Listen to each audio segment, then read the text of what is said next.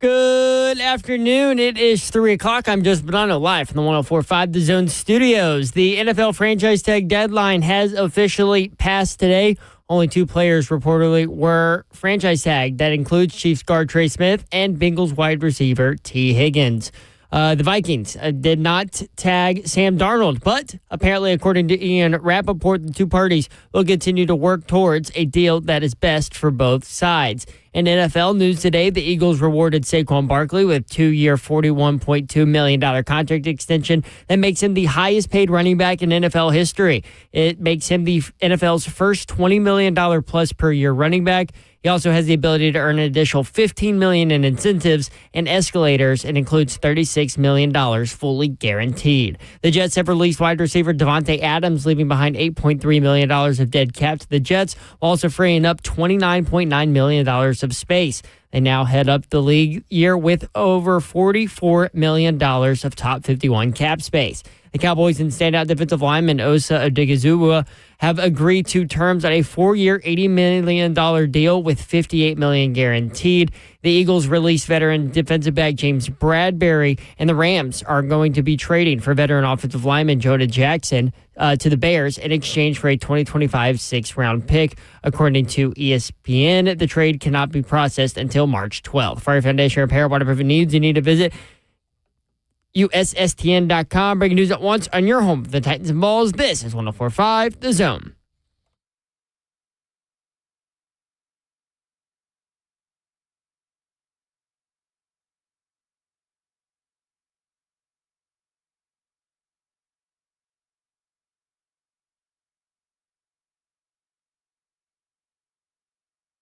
Yo, what up, Nashville 3HL on the air. Britt Doherty with you on a beautiful day in the Music City, right, Babsy? Yes, it is. Is it? It is.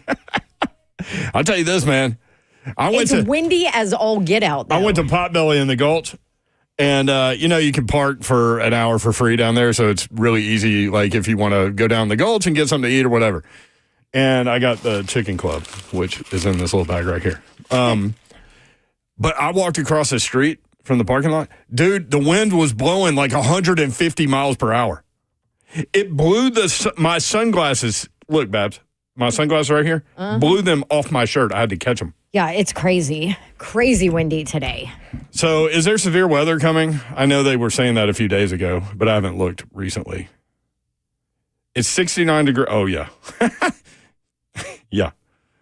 Severe weather on the way? The high today is 73. Windy with showers and thunder showers likely. Chance of rain 100%. Occasional gusts of over 40 miles per hour. And then tomorrow it's 52. So this is one of those days where the high temperature for tomorrow is at midnight tonight. So the temperatures are going to drop during the day. Yep. So we go from 73 today. Which I have a sweater on because I'm crazy. I have a long sleeve shirt and a sweater over the top of it. But it's because of the wind. You were doing an event today, though.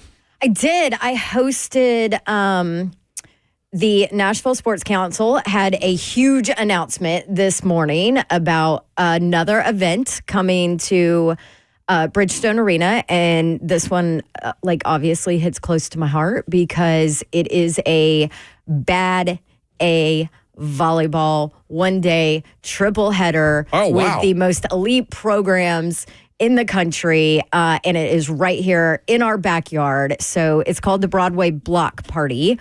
So Scott Ramsey, Michelle Kennedy over at Bridgestone, they were there, had a press conference today. So I hosted the press conference to let everybody know of the newest event coming to town. And so here's the deal on it. August 31st, one day, it's a Sunday, triple header. One ticket gets you all 3 games.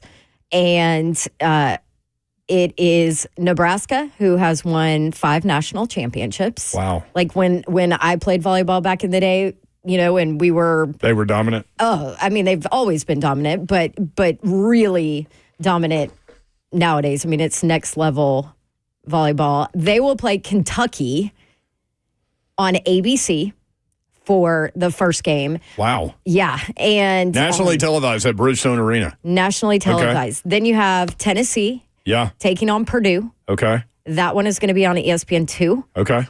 And then you have Vanderbilt in their inaugural season of bringing volleyball back to West End. They have Illinois at on SEC Network. So you've got 3 matchups, 1, 2, 3, triple header, every single one of them nationally televised, and it's in our city, and it's one ticket. One ticket, you get to go watch 3 elite programs like Kentucky. Including Tennessee and Vanderbilt. Tennessee and Vanderbilt. Anders Nelson, the Vanderbilt volleyball coach we had in studio when he got the job, phenomenal dude. Yes. Love that guy. He's going to join us on Thursday, too, because they actually have an exhibition match coming up as well, like a kind of a spring exhibition against the University of Tennessee at Brentwood High School on Friday. Yep. Free, open to the public. Oh, very cool. All of that, yeah. which is very cool, too. So this is such a huge volleyball market, too, man. Yes. A lot of people know that. A lot of people don't know that. Right. But, man, it's such a thriving community of kids playing volleyball.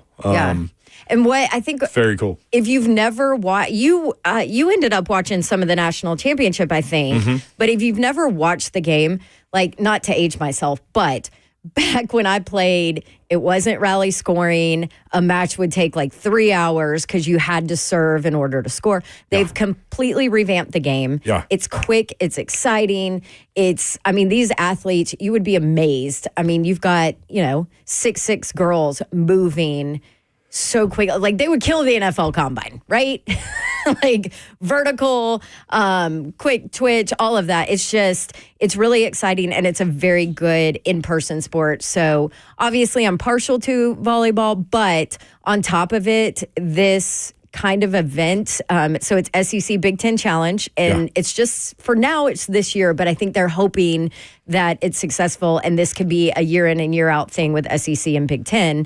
And if you look at Nebraska and Kentucky, they're going to be 2 of the top 4 teams in the country heading into the season. So what a cool opportunity, if you haven't seen that level of play, to go check it out. Even if you think you don't like volleyball, I think it would be it's a really, really cool thing. And so these that's in athletes August. are pretty amazing. Yeah, August 31st, which is, so that's the first weekend of football season. Mm-hmm. But it's on Sunday. Okay. And you've got the triple header. So it's a really quick game. It's exciting. Every point matters. Like, it's and obviously, I might be partial to Nashville, but we do events better than anybody in the entire country. And this is very, very cool. Very cool. So if you want more details, holler at Dawn on Twitter if you want. At Dawn Davenport TN. She'll be glad to fill you in. Pre-sale tickets just went on sale because they announced it today. So awesome. Slay Dog is in Charlotte. He will be working with the SEC Network. He will be back tomorrow. And we've got kind of a hectic week around 3HL. So we'll just go day by day there. But Slay Dog will be back tomorrow. You can watch the show live, YouTube, Facebook Live, Twitter, and Twitch. Twitch, please. Very first message we saw today on YouTube, David, 3HL isn't even a sports show. David, you've got many options, bro. However you want to entertain yourself. Have at it, my friend. Listen. Welcome to 3HL. We cannot please everyone. Cannot do it. You can't either. So if you don't like us, don't like us. That's fine. We're going to do what we do, and we'll do it the best that we can, and we'll hopefully try to give you an entertaining option from 3 to 6 every day, Monday through Friday. The executive producer of 3HL is Zeph. What's up? Zeph Dog, what's up? Hi, Zeph. Not much. Why do I not have midweek Tennessee baseball on my television? They don't play till 5. Oh, okay. Don't worry. And then they have a game tomorrow at 5. They have 2 midweekers. Oh. Who are they playing, Zeph? That's a good question. Mm-hmm. What? Zeph doesn't know UT stuff? It's a very nobody school. See? Oh, it's Radford. That's who it is. Oh, Radford. Okay. Radford. Yeah, nobody school. Radford it's in Virginia. Used to be an all-girls school. Mm-hmm. And then they accepted dudes. And then when I was at UT, Tennessee played them, and they were like barely new. And it pissed me off because basketball. Yeah. And it pissed me off because like early on, like Radford was still in it, and I'm like, oh my gosh. They do play Xavier tomorrow. Okay. There you go. Congratulations to Jay Graham, former Tennessee running back who got the Centennial High School football job. It's funny about Jay. Jay was a 5-star running back coming out of North Carolina, Concord, North Carolina, I believe. Went to Tennessee, had huge moments for the Vols, was a great player for Tennessee, and an incredible guy, like kind of quiet, mild-mannered. And when I was doing radio in Knoxville for a brief period of time in 2003, he did weekly hits on our show. Oh. And so we go way back. And so I talked with Kevin Dyson today, who hired him. And That's right. Yeah, Dice is Dr. Dice. Dr. Dyson over the principal over at Centennial. Oh wait, we're not supposed to talk sports, right, David? Anyway, Dice is really excited about it, and he loves what he's got going on at Centennial. But really excited about Jay Graham joining the family. He has not coached high school football. He's been in the college world, including Tennessee, Florida State, Alabama. Briefly at Alabama, UT Martin. He's been kind of all over the place. Really good recruiter, and now he's going into the high school game. And then I talked to Jay on text message a little bit. So he's going to join us on Friday at 4:20, and we're looking forward to that. We've got somebody tomorrow that I forgot about. Oh, Casey Alexander, Belmont basketball. Yes. So a son, OVC, Missouri Valley Conference, already into tournament action, right? They always do it a week prior. Right. And that gives you great basketball viewing, March Madness type stuff over this weekend before you get into the major tournaments. But congrats to Lipscomb basketball coach Lenny Acuff. He was named ASUN Coach of the Year today. Lipscomb beat Central Arkansas last night to advance to the ASUN semifinals Thursday against Queens University at Allen Arena at 7 o'clock. So they win that one. Then they play for the championship and a chance to go dancing. So that's what's coming up on Thursday over at Allen Arena. TSU will play tomorrow's winner between 6-seed Lindenwood and 7-seed Morehead State. TSU is the 3 seed. They got hot late in the season. Mm-hmm. Coach Penny Collins doing a great job over there. So they'll play that game Thursday at 8:30 in Evansville, Indiana. Missouri Valley, number 4 seed Belmont, playing in the quarterfinals at 2:30 on Friday against the winner of Illinois State, Missouri State. If Belmont wins on Friday, they would likely get the 1 seed Drake in the semifinals on Saturday at 2:30. It's the Missouri Valley Conference tournament is in St. Louis, and they call it Arch Madness, which I think is great. What else do we have? Oh, we have so much. We have so much today. 615-737-1045. Andy in Mount Juliet. Let's get a couple of these calls real quick because we've got Jim Wyatt coming up, and he took a tour of the new stadium yesterday, so we're going to talk with them about that. Andy in Mount Juliet, first up today on 3HL. Andy, what's up? What's going on, Marriage? Yo, what up? Hey, I took my dad to Notre Dame on a bucket list trip, and we were waiting on the football game to start. We were watching the women's volleyball. And anybody that thinks these girls ain't athletes, dude, that was some of the most impressive stuff I've ever seen in my life. And those girls practicing. And then after practice was over, kept a couple of them out there to do some extra work, like on spiking. And my legs wore out just watching them. Yep, they're super impressive. I mean, especially now, I always say, I'm like, I could not play at that level that these athletes are right now. I mean, it is super impressive. So, yeah. I don't believe that now. Anybody else your size, I might believe, but not you. You're going to get it done one way or the other. Appreciate you, Andy. Thank you, Andy. Appreciate it. 615-737-1045. Johnny in the borough. Johnny, what's up? Hey, guys. I'm a native here in Nashville, but it burns my gears when these people complain to y'all about this ain't a sports show when we should do this. Like, has this guy that called in or said that in the chat, has he ever done a radio show or even a podcast? It doesn't count if you live in your mama's basement talking about sports, man. You guys are doing a great job on 104.5. I love you guys. Keep grinding. Y'all keep killing it. Thank you. Appreciate it, Johnny. Thanks, John. Appreciate you having our back, bro. 615-737-1045. Jim Wyatt next. 3HL 1045 The Zone.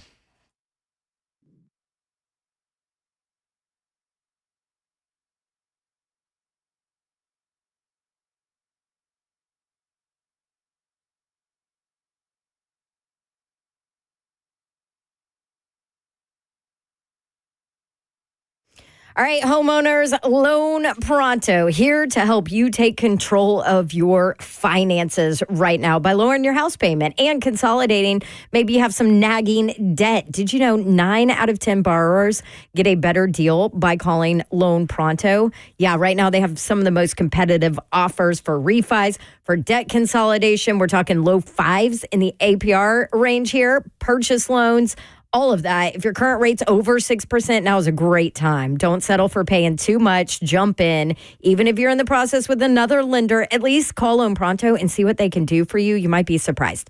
Lock in your lower rate today. Close in as little as 2 weeks.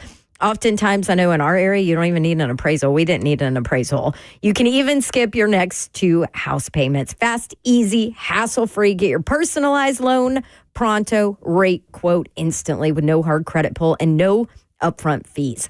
LoanPronto.com is the website. 615-499-5780 is the phone number. LoanPronto.com, 499-5780. Loan Pronto, Equal Housing Lender, NMLS 1661781, subject to lender approval, NMLSConsumerAccess.org. I want to tell you about our friends at Ferguson Home. You need to reach out to these guys. Check them out online, and it's an incredible company. And now the title sponsor of 3HL. FergusonHome.com is the website. Bring your vision of Ferguson Home where it all comes together. They've got several locations, 5 as a matter of fact. If you're out in the Mount Juliet area, 401 South Mount Juliet Road in Mount Juliet, make sure that you give them a look. 3201 Powell Avenue, 540 New Salem Road in Murfreesboro, 181 West Dunbar Cave Road in Clarksville, 943 Lovers Lane in Bowling Green. Hinkley Lighting, inspiring radiance in 2025 with exceptional lighting and ceiling fan products that are superior in design and quality. For those contractors, interior designers, and multiple project managers, discover a new way to shop at Ferguson Home. Stop into the showroom and see and feel what you're looking for before the installation. Bring your vision to Ferguson Home where it all comes together. FergusonHome.com.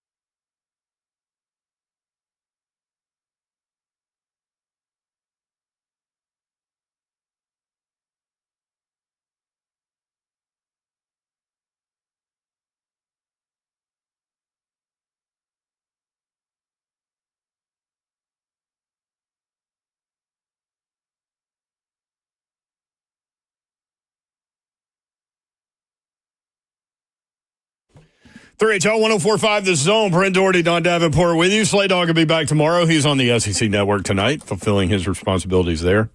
By the way, I mean, if y'all have seen him, you understand, and you don't need to hear me say that he's crushing it, but man, is he crushing it. We hear it from, like, power brokers in the industry about how well he's doing with that deal. Mm-hmm. And both of you guys are so busy. You did the AUProsports.com stuff. Yes. Athletes Unlimited for 4 weeks in Nashville. It went so well they signed a new deal. Which is pretty cool. Hopefully that'll get Nashville involved more in that WNBA conversation. Yeah, they're in the conversation, but hopefully they get that locked down. Jim Wyatt joins us now from TennesseeTitans.com as he does every Tuesday. Jimmy, what's up? How are you? Not much. How you guys doing? Doing well. Number one on the front end, congrats to your Vanderbilt Commodores. Man, I know that was tough last year with the 9-23, but 20-9 this year already. Couple of non-ranked opponents to close the season out, which is rare for Vanderbilt. But they've won 3 in a row against ranked teams, and they are solidly in the NCAA tournament. Yeah, it's been a fun season. It's a tough, gritty team, winning games. They probably have no business winning, but they just don't quit. They're just a relentlessly competitive team. And, problem, and maybe next year will be different if they can be competitive again. The problem is, this year I think people thought so little of them. They were probably ranked 200th, in the Ken Palm ratings, or, Joe Lunardi probably didn't even have them on the radar. And they've worked so hard to win and to get up there that they still probably don't get the recognition they deserve. I mean, they've got Texas and Arkansas and Georgia and, Oklahoma. A bunch of teams really don't have near the resume, I think, that are really in the same category as Vanderbilt, because I think they had to work so hard to get up there. But right. I'm complaining about the rankings. You got to get in the tournament. You got to win when you're in there. Doesn't matter what seed you're in, what seed you are. But it's been a fun season, and certainly I think they've earned some respect along the way. I saw yesterday Jerry Palm had them as an 8 seed playing a 9 seed Gonzaga. That would be an interesting matchup. Yeah, which I hate to complain about the seeding, because I'm glad Vanderbilt, but I think Vanderbilt deserves to be higher than an 8 seed. I agree. 9 seed. I agree. Because they look what they've done. They beat 5 teams that were ranked. They won 3 in the last week that were ranked. You're an 8 or 9 seed. You turn around and play the number 1 seed the next week. So. Yeah. Right. You got to get in, you got to win, but Vanderbilt needs to win a couple of games to get up to a 6 seed or 7 seed.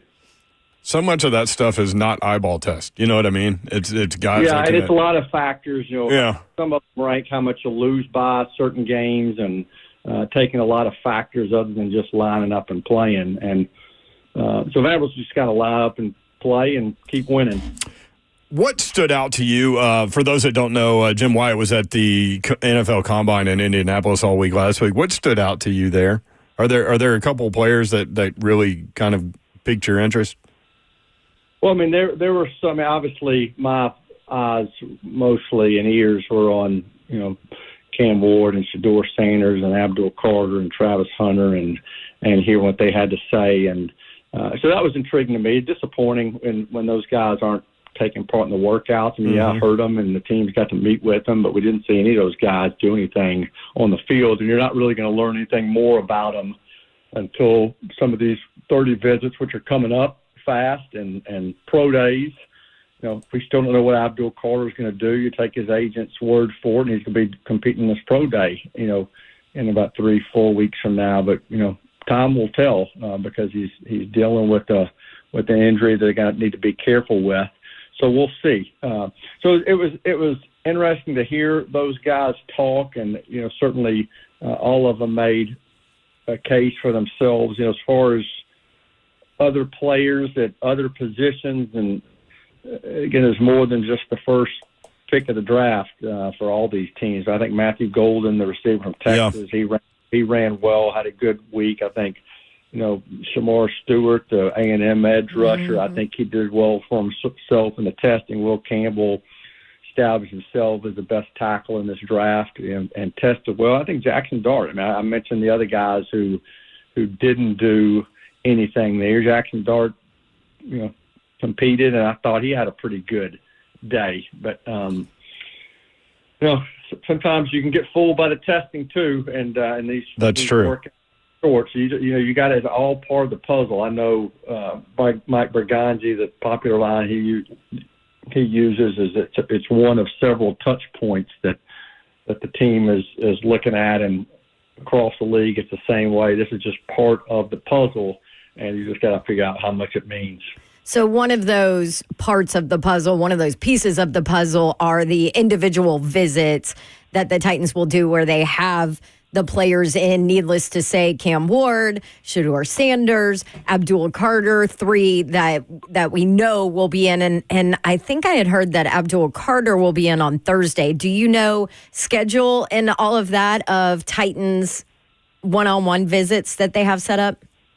Yeah, it's all this. I know it's all within the week. As far as exact days, some of them, guys come in, at night and are there the next day. So I don't want to get too specific as Right. far as when a guy's arriving, when he's leaving. But I know all those guys are coming in this week, except for Travis Hunter, who's not coming till later. And I think the big part of it is, especially with Cam Ward and Shedeur Sanders, is free agency starts here in just a little over a week. And you need to know as much as you can about these quarterbacks before you start that process. Yeah. So, Yeah. I think that's a big part of it. I mean, and that's unfortunate because, they did, get to meet with Shedeur Sanders at the Shrine Bowl.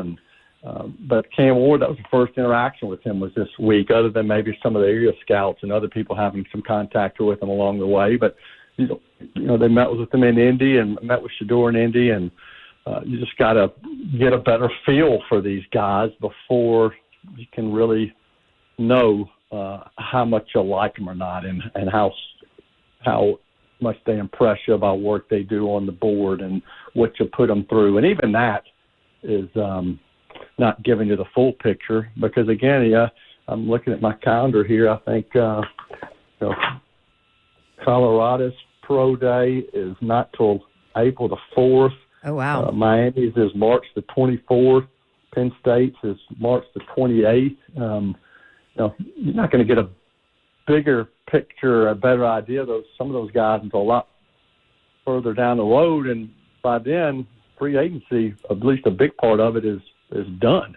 Well, So, especially if you're looking for a quarterback in free agency, you know? Yeah. Let's see. We're gonna get some clues here pretty quick on what's going to happen across the league with some of the big names out there. So, Jimmy, I know obviously every visit is going to be different because it's going to be catered to the actual athlete that's coming in to visit with the Titans, but you've been doing this a long time. You kind of know the behind the scenes working for Titans fan. Can you just kind of go through what a typical maybe visit for these prospects would be like with the Titans? Well, they'll go out to eat, with a big group somewhere in Nashville.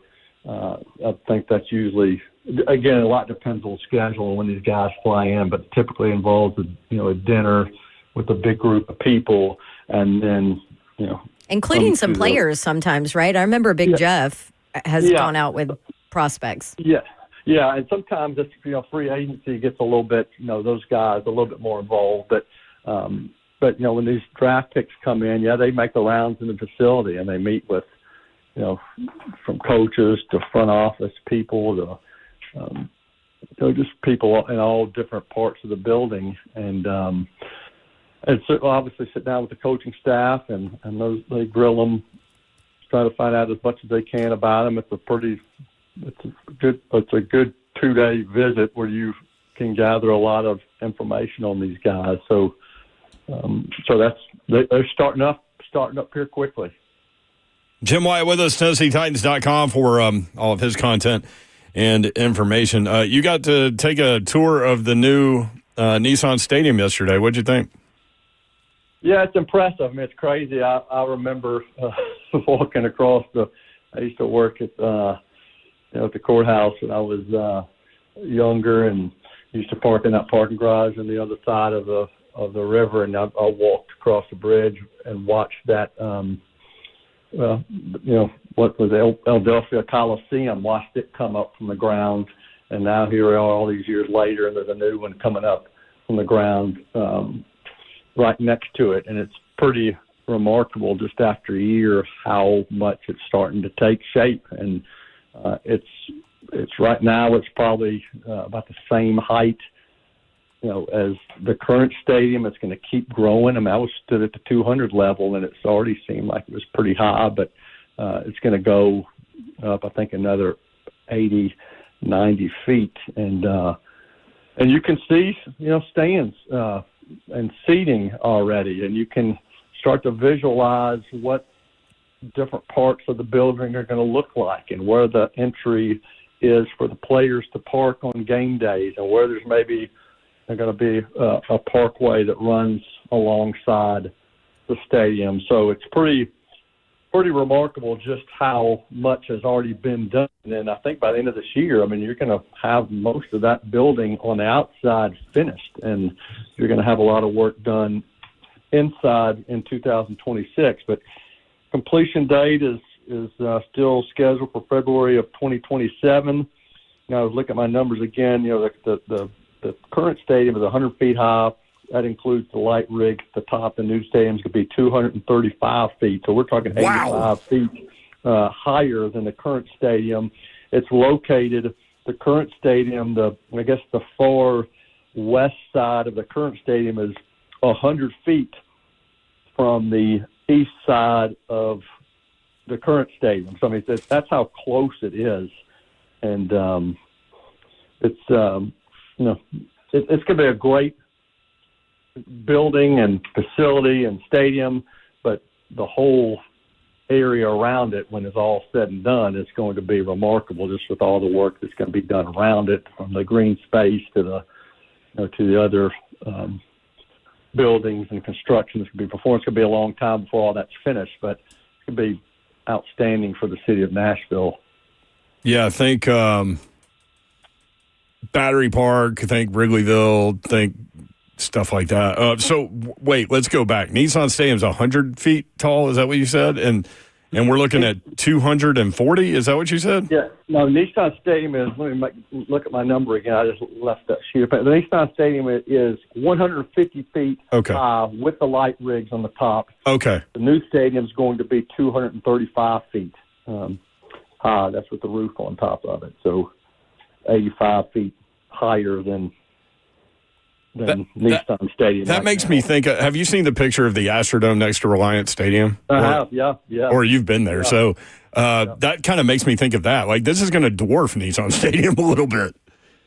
It's going to be huge. Now, it's just crazy that the seating is going to be less, probably by about 7,000-8,000, but the seating, that's one thing that, certainly was a popular topic of conversation, is even though the seating can be less and it's going to be higher, you're going to be closer to the action and closer to the field, just because of the way that thing is constructed.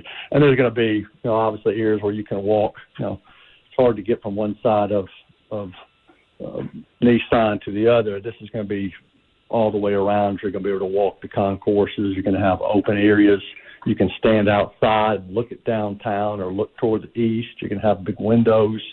You have video boards that go all the way around the building, and it's going to be spectacular. 'Tis the east and Juliet is the sun. So, man, that's really cool. So they're going to build the infrastructure outside-wise and then work on the inside, which makes complete sense. But from an aesthetics standpoint, as we all drive by, we'll be able to kind of really get a pretty good gauge of what that thing's going to look like within the calendar year.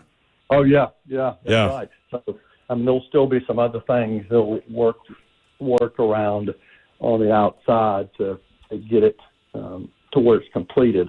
But it's going to be, the frame of it and the outside structure by the end of this year will be pretty much completed.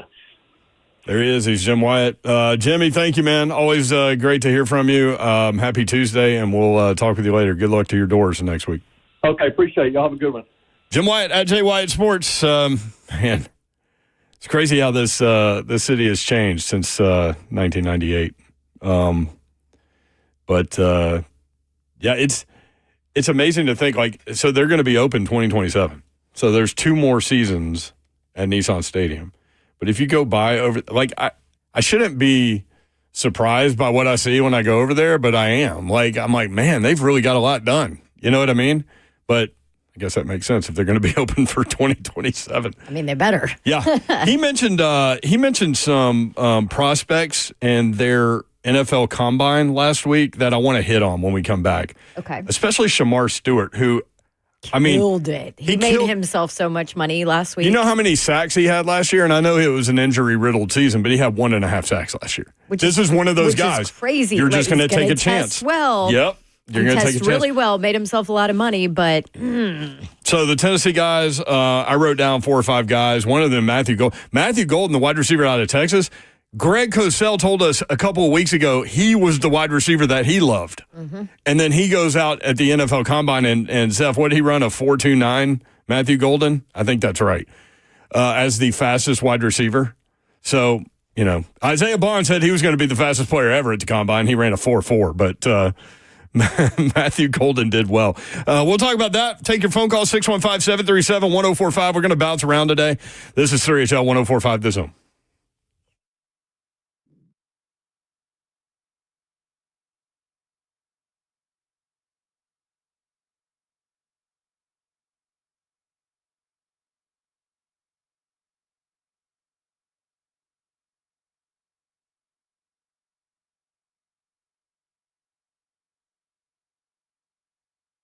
What's happening, y'all? If you grew up in the Nashville area and that little kid is still jumping out of you, you need to hurry up and get over there to Shoney's. I grew up on it. I'm sure some of you guys did too. Some of the favorite things are still right there at Shoney's. They're always fresh, always delicious food, of course, and a spot where I've made great memories together with friends and family, even when I had to make my own lemonade. Yep, that was to get a bowl of lemons and then get some sweet and low and put it in there and stir it up. And yeah, that was my lemonade. But other than that, check out Shoney's All You Care to Eat fresh food bar for breakfast, lunch, and dinner. Or you can order a delicious meal with Shoney's extensive menu.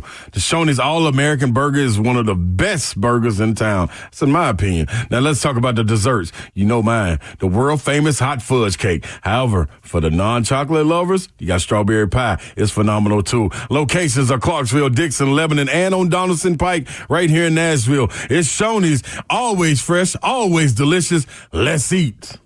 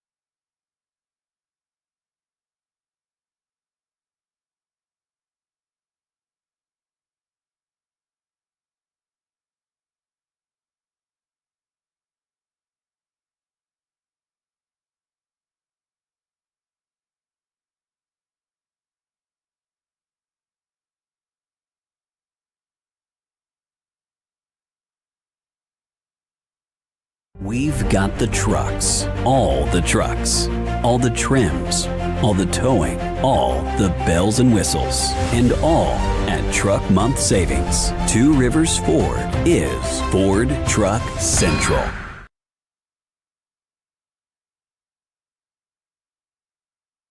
Did you know you're overpaying for your health and wellness products? With over 20 company-owned brands offering its members vitamins, supplements, wellness, and skincare products, you're able to save up to 70% off retail. Members Nutrition can't change your life, but we can change the way you live.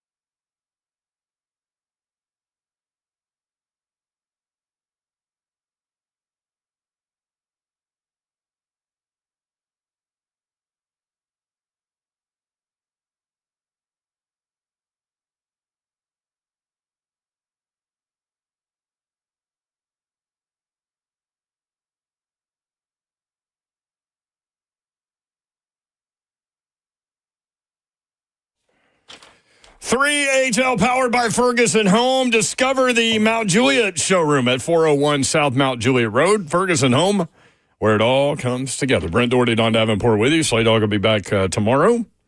Hope you're having a great day. Going to go through some of these combine things.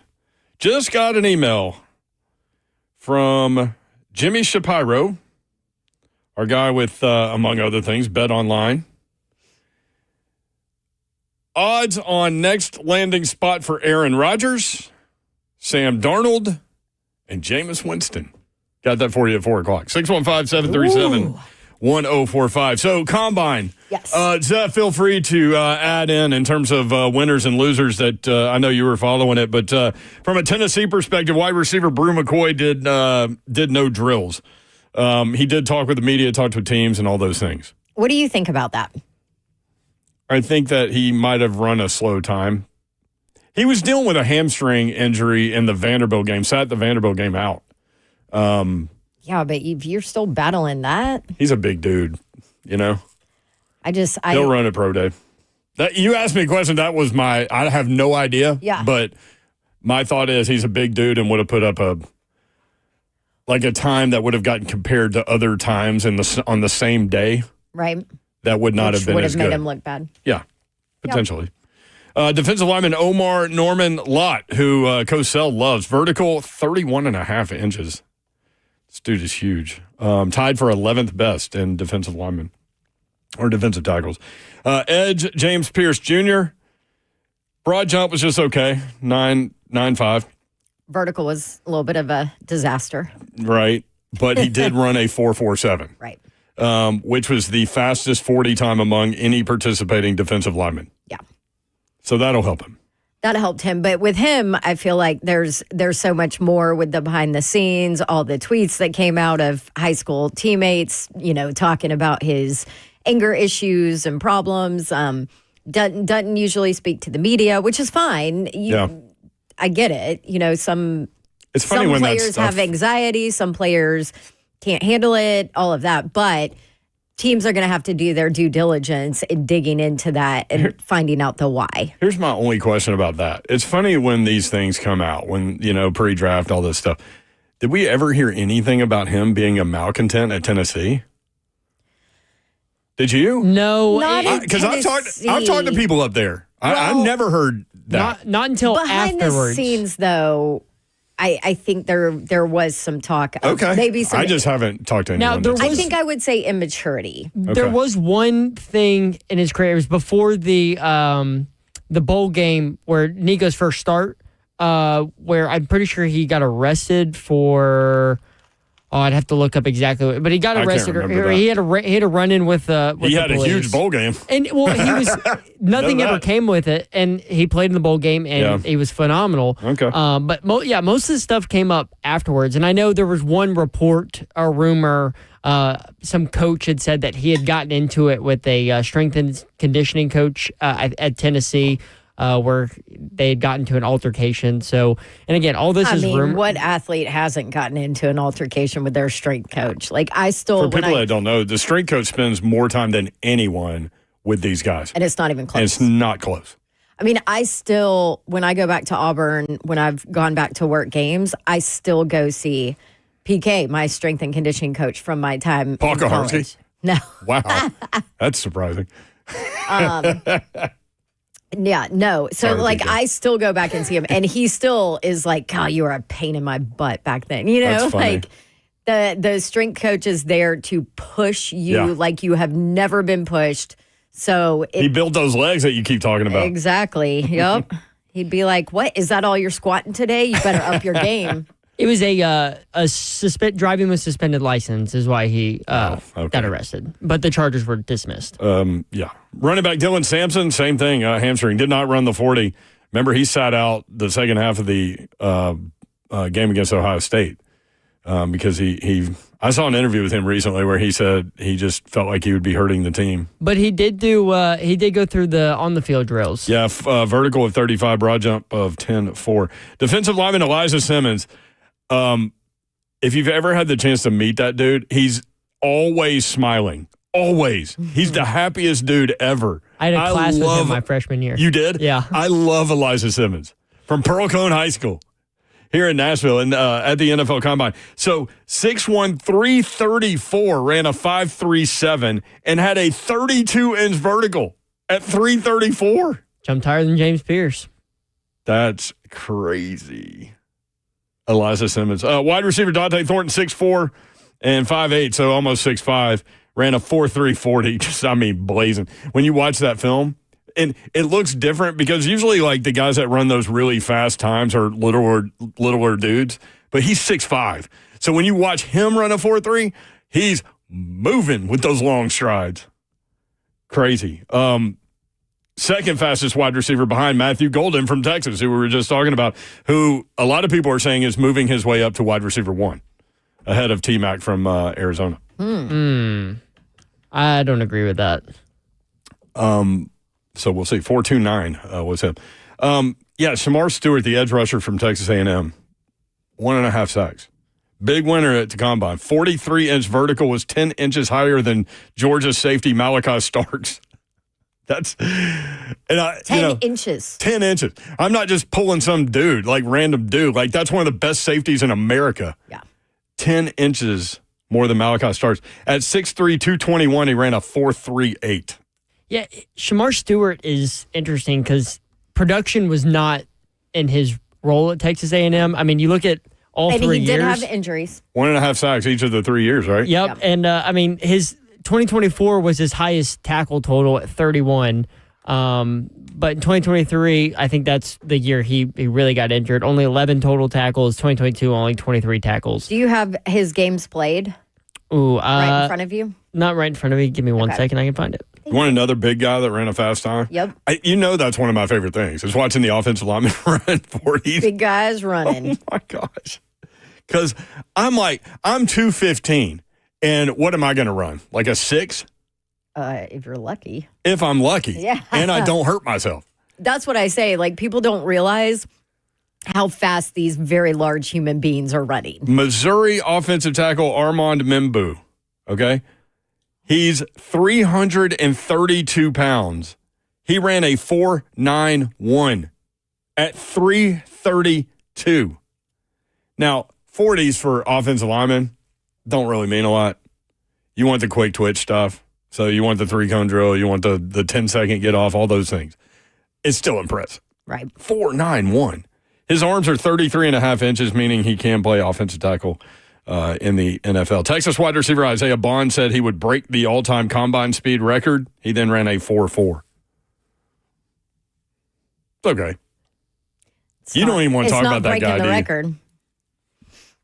Now, going back to the offensive lineman. He had to catch against the So, who would you guys say is probably the number one offensive lineman in this class? Kelvin.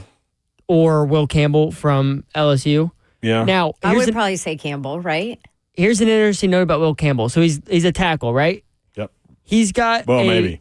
Here's the thing. He's got a smaller wingspan than North Carolina offensive lineman Willie Lampkin, who's 5'10", by the way, and Gray Zabel, who's 6'5".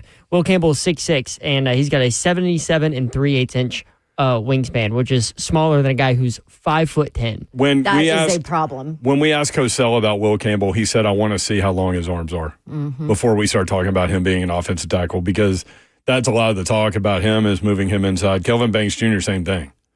Now, we met Kelvin Banks Jr. We met Will Campbell, too. Both of them, yeah.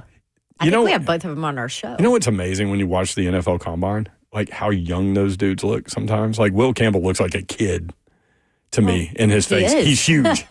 Right, well. He is. Some look younger than others, but yeah, some of these offensive tackles, we're going to have to look at their arm size and then get Cosell to reevaluate because that's who we lean on for sure. South Carolina safety, this is the guy that Zeph kept talking about. Nick Emanwari. Is that how I pronounce that, Zeph? You're the show linguist. Yes, that's how I pronounce it. He is not a linguist.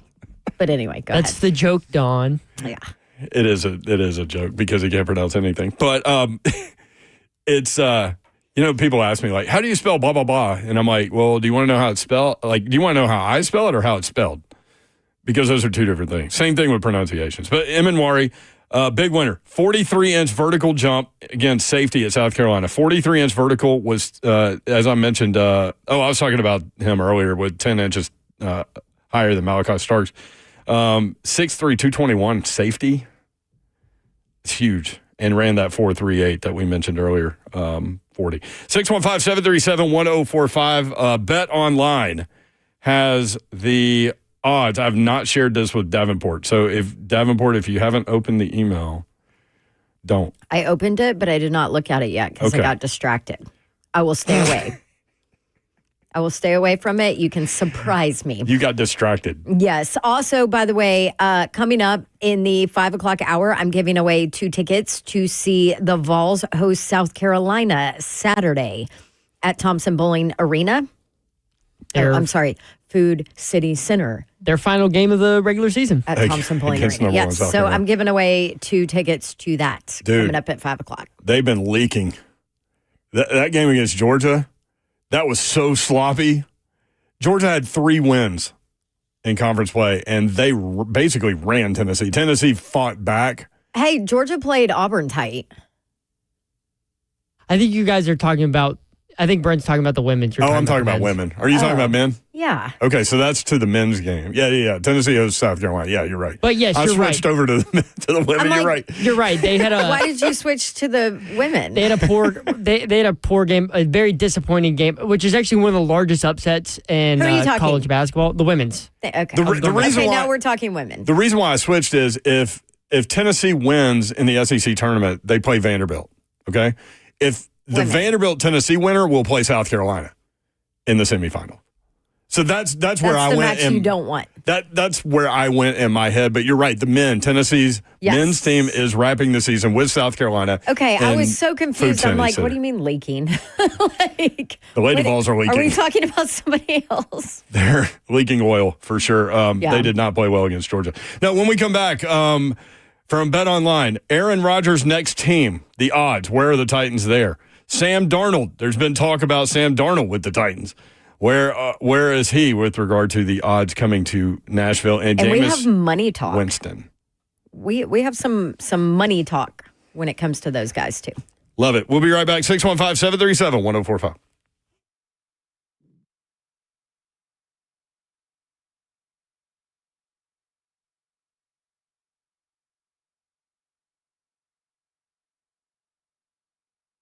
No roof allowed. Nope. But GameDayMen'sHealth.com, you need to get active, people. It's time for you to get in the game. And I'm talking to my fellas out there.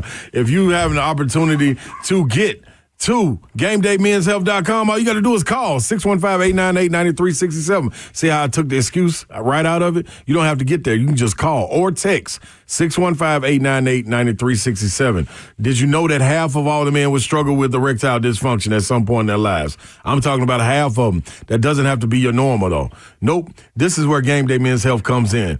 ED issues can be caused by any number of things. Could be testosterone, could be something else. Bottom line, you don't know until you go see Game Day. You got 2 different locations to go to, Green Hills or Hendersonville. Grab your phone, go to GameDayMen'sHealth.com. Top of the page, click Book Appointment.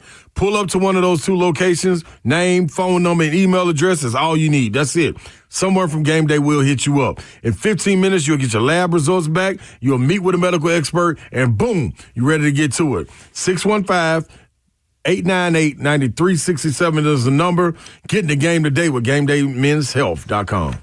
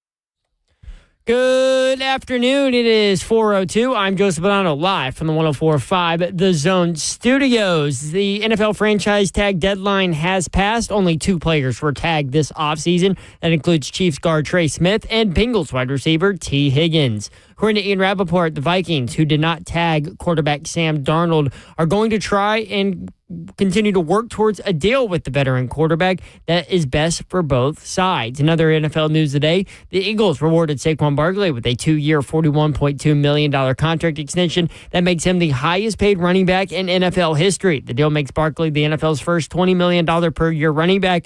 Barkley also has the ability to earn an additional $15 million in incentives and escalators. The deal includes $36 million fully guaranteed at signing. Also, the Jets have released wide receiver Devontae Adams, leaving behind $8.3 million of dead cap to the Jets, while also freeing up $29.9 million of space. The Jets now head towards the league year with $44.5 million of top 51 cap space available. Tennessee baseball will take on Radford tonight. First pitch at Lindsey Nelson Stadium is at 5 o'clock on on the SEC Network Plus. For your foundation repair and whatever needs, you need to visit USSTN.com. Breaking news at once on your home for the Titans and Balls. This is 104.5 The Zone.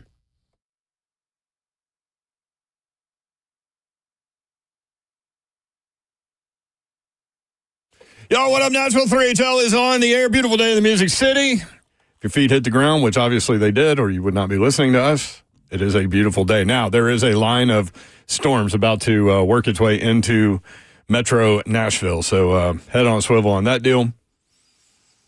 Some gusty winds, some heavy rain appear to be the problems with this one, so we'll keep you updated as best we can. 3HL powered by Ferguson Home. Discover the Mount Juliet showroom at 401 South Mount Juliet Road. Ferguson Home, where it all comes together. It all comes together with Don Davenport every day, that's for sure. What up?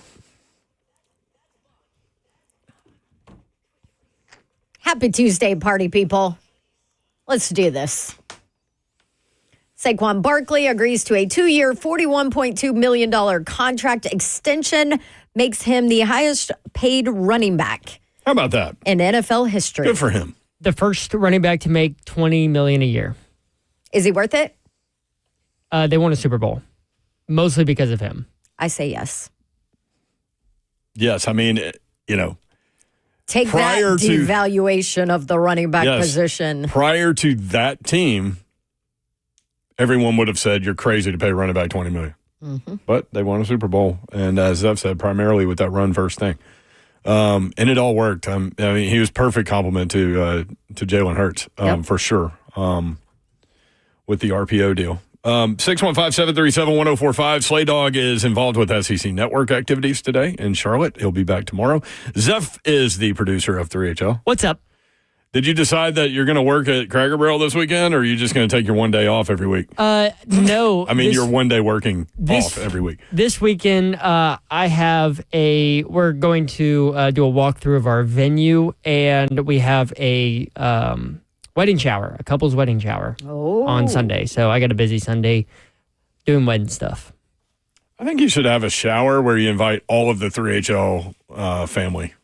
All the listeners. You don't want to go to a shower. All the sponsors. Well, I didn't say I was going. But if all those people went, I'd go. That'd be a hell of a party, man. Yeah. We'd have to find a venue big enough. That is true. I mean, we can just hang out in the parking lot out here. Across from the Electric Jane. Not outside right now. I saw not right now. Nashville WX on Twitter. Severe weather. Yeah. Severe WX. Yeah. There you go. Thank you. Appreciate it. 47 mile per hour wind gusts right now. Yeah. Yeah. That does not sound I told you, fun. I felt it when I was walking in the Gulch earlier. Oh, my backyard's a disaster right now. Did you drive or did you walk? Drove. Okay, good. You might not want to walk home. Your backyard's a disaster? Yes. Because the wind has blown all the cushions and pool stuff, and everything's all over the place. Glad your camera's back up.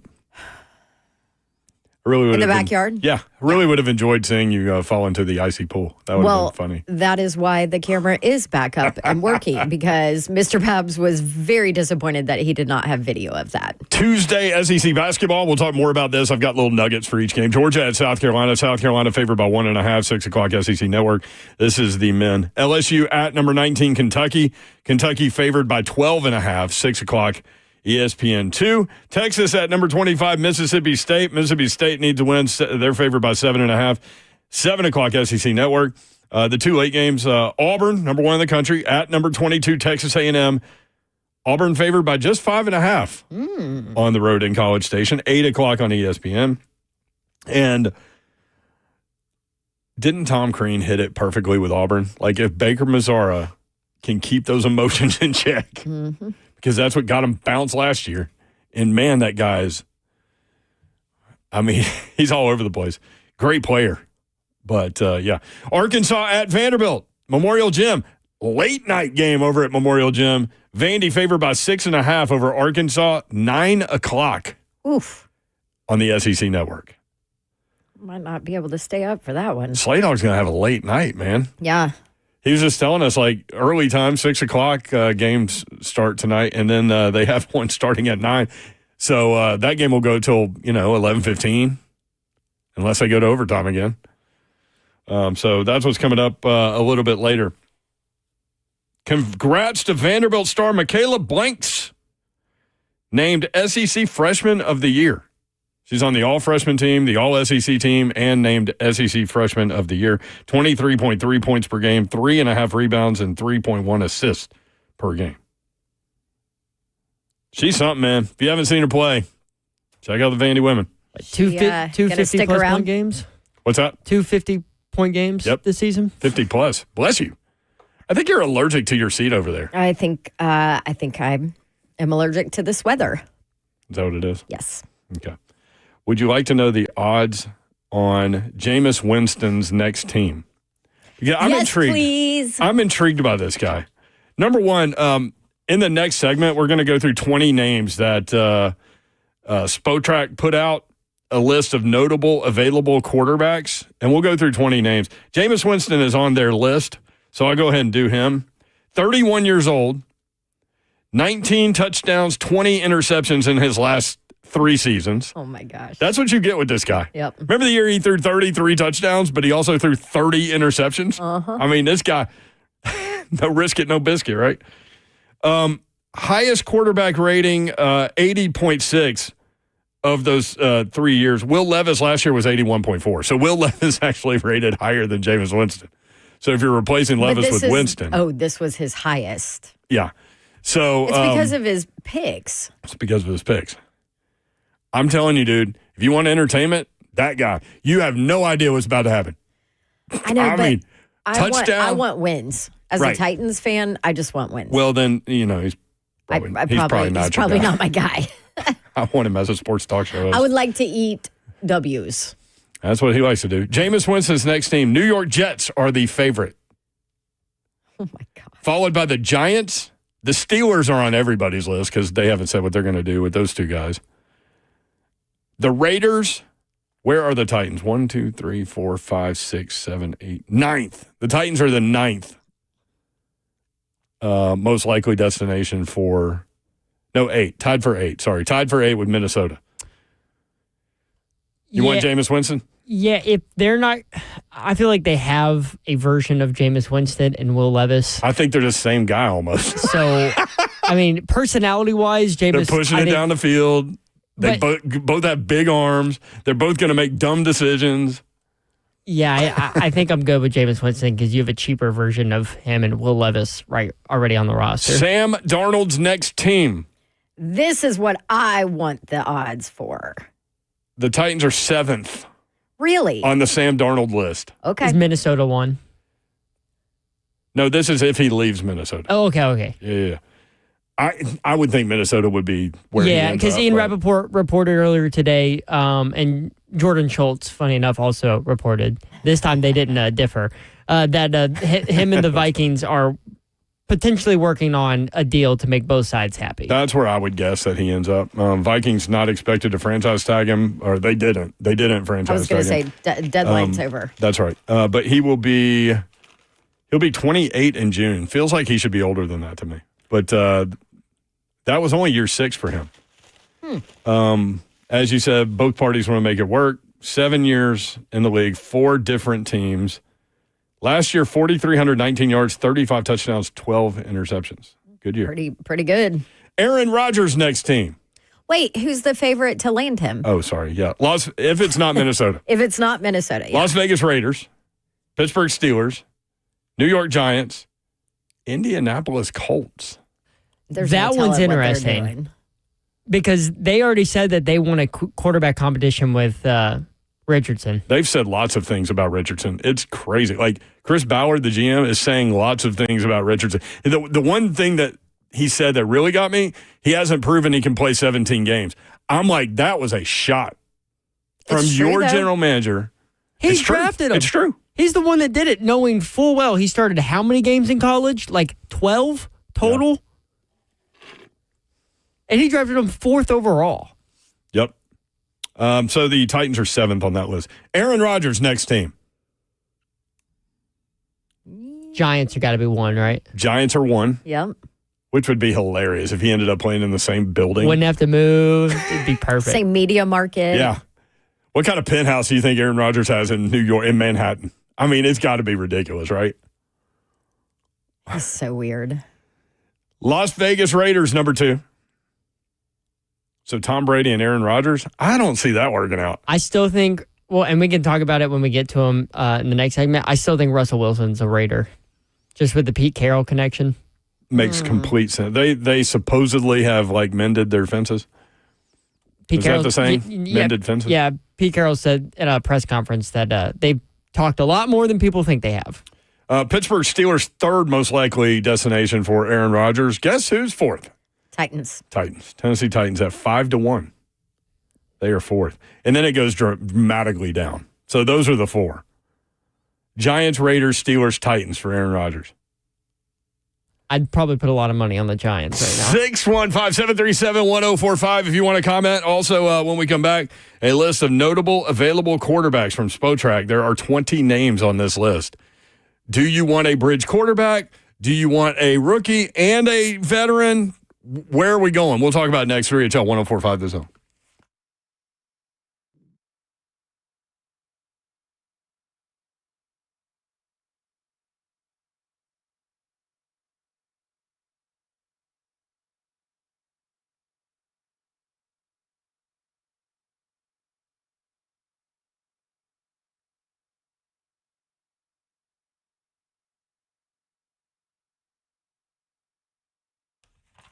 Pella Windows and Doors of Nashville. You need replacement windows. You need replacement doors. You're building a house. You need new windows. You need new doors. Or maybe you're adding an outdoor area that you want to close in and you need windows. Pella Windows and Doors of Nashville can do every single bit of that, and they're going to do it really well. I can speak to that because I'm also a customer of Pella Windows and Doors of Nashville and would love to recommend them to you. Couple ways you can get a hold of them. One, you could just stop by one of their 2 showrooms, which are a lot of fun to browse all the windows and all the doors. You can pull different things out and push them back and see what you like or what you don't like, what would go with your house. And you can do that in Franklin at 277 Mallory Station Road, or you can also do that in Hendersonville now, 256 East Main Street, 2 different locations, same great staff, Pella Windows and Doors of Nashville. You can also just hop online and schedule a free consultation. Check out the Dawn deal they have going on for March. Just ask them to give it to you. They'll take care of you. Go online at PellaNashville.com.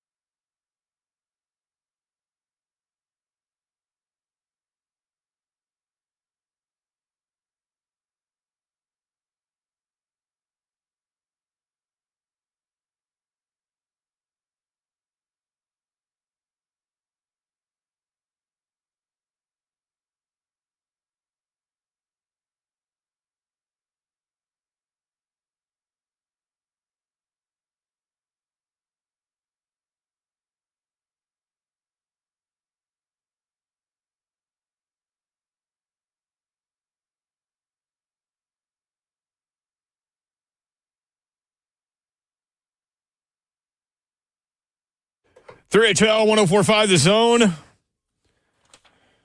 Brent Doherty, Don Davenport with you. We're going to connect with Slay. So we'll put that little quarterback discussion off a little bit as we head to Charlotte momentarily to welcome Slay Dog into the mix. It is 70 degrees outside right now. And the rain is on the doorstep. Perfect for storms. Yeah, it looks like, at least from Middle Tennessee, looking at the radar, I see a lot of green and a little bit of yellow. I don't see, magenta, which is Magenta's troublesome. trouble. I want to see what the temperature is going to do because we're falling all the way down to the 30s tomorrow evening. Are you kidding me? Mm-hmm. From 70 to the 30s. For the love of... Slay Dog joining us live from Charlotte. What up, big Slay? What up, though? What's happening? What's popping? What's going on? What's up, good people? Hi. What up, Oh, Babson? yeah. Can y'all hear me? You're looking sharp. Hey. Get Well, that thank you, chapstick on. No, you got him. Can't jump on that bad boy ass, Babs. You gotta be all the way together. Gotta be together. Man, y'all got a busy night of, there are 5 games tonight. Who you telling? And you've got one that starts at 9 o'clock. Dude, you're going to be working late.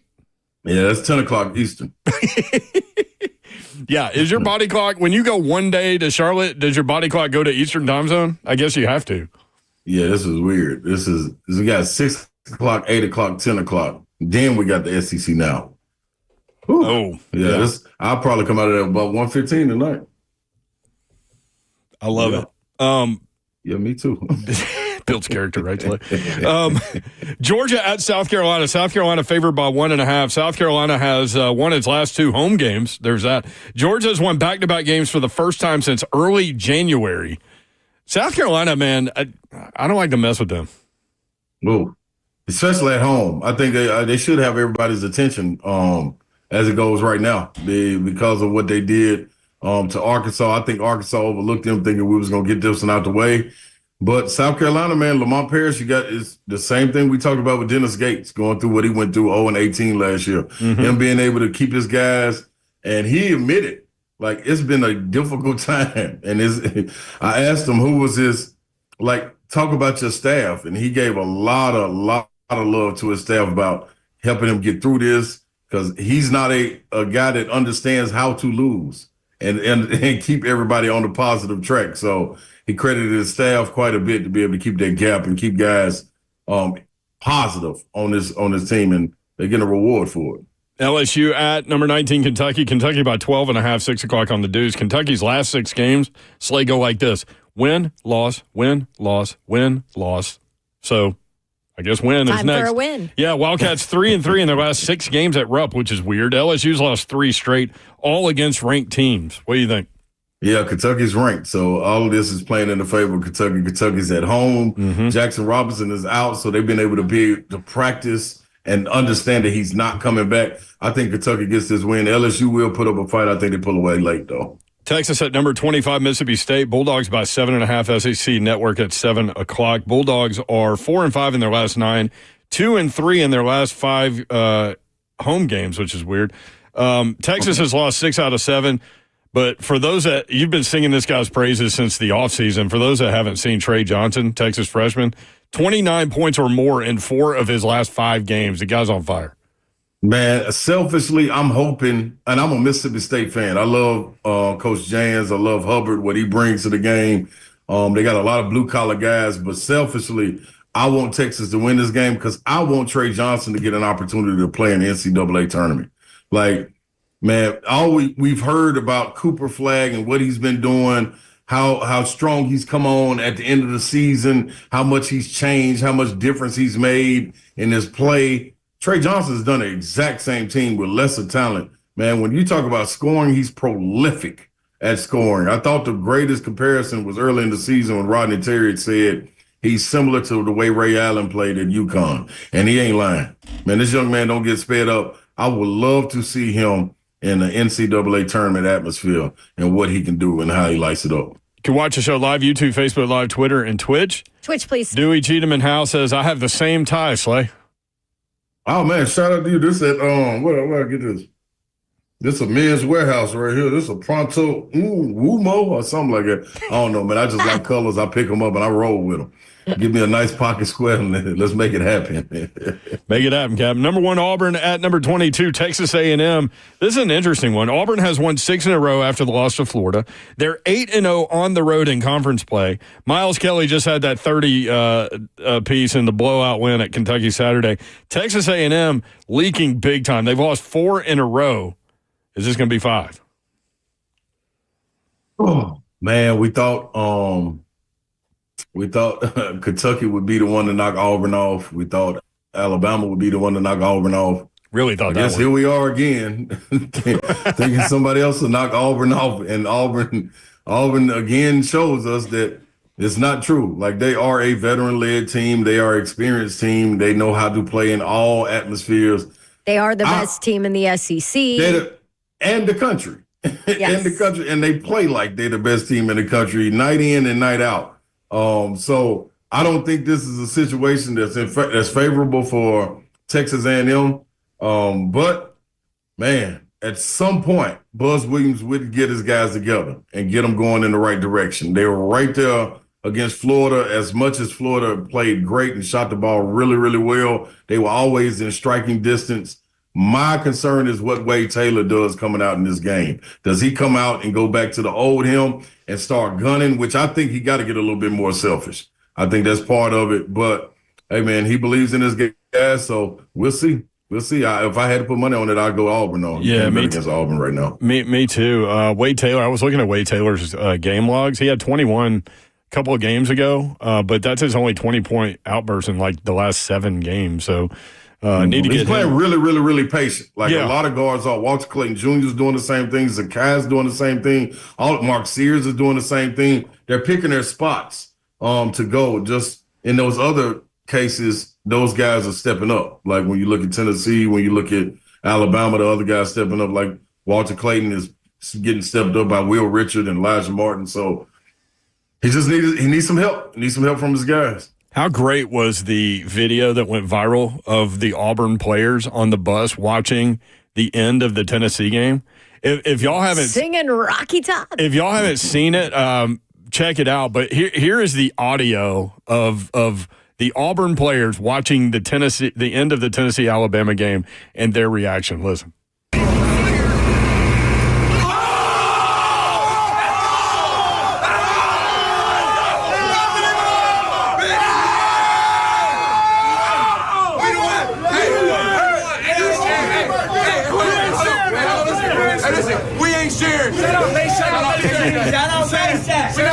Nothing over. Rocky time. Hey, hold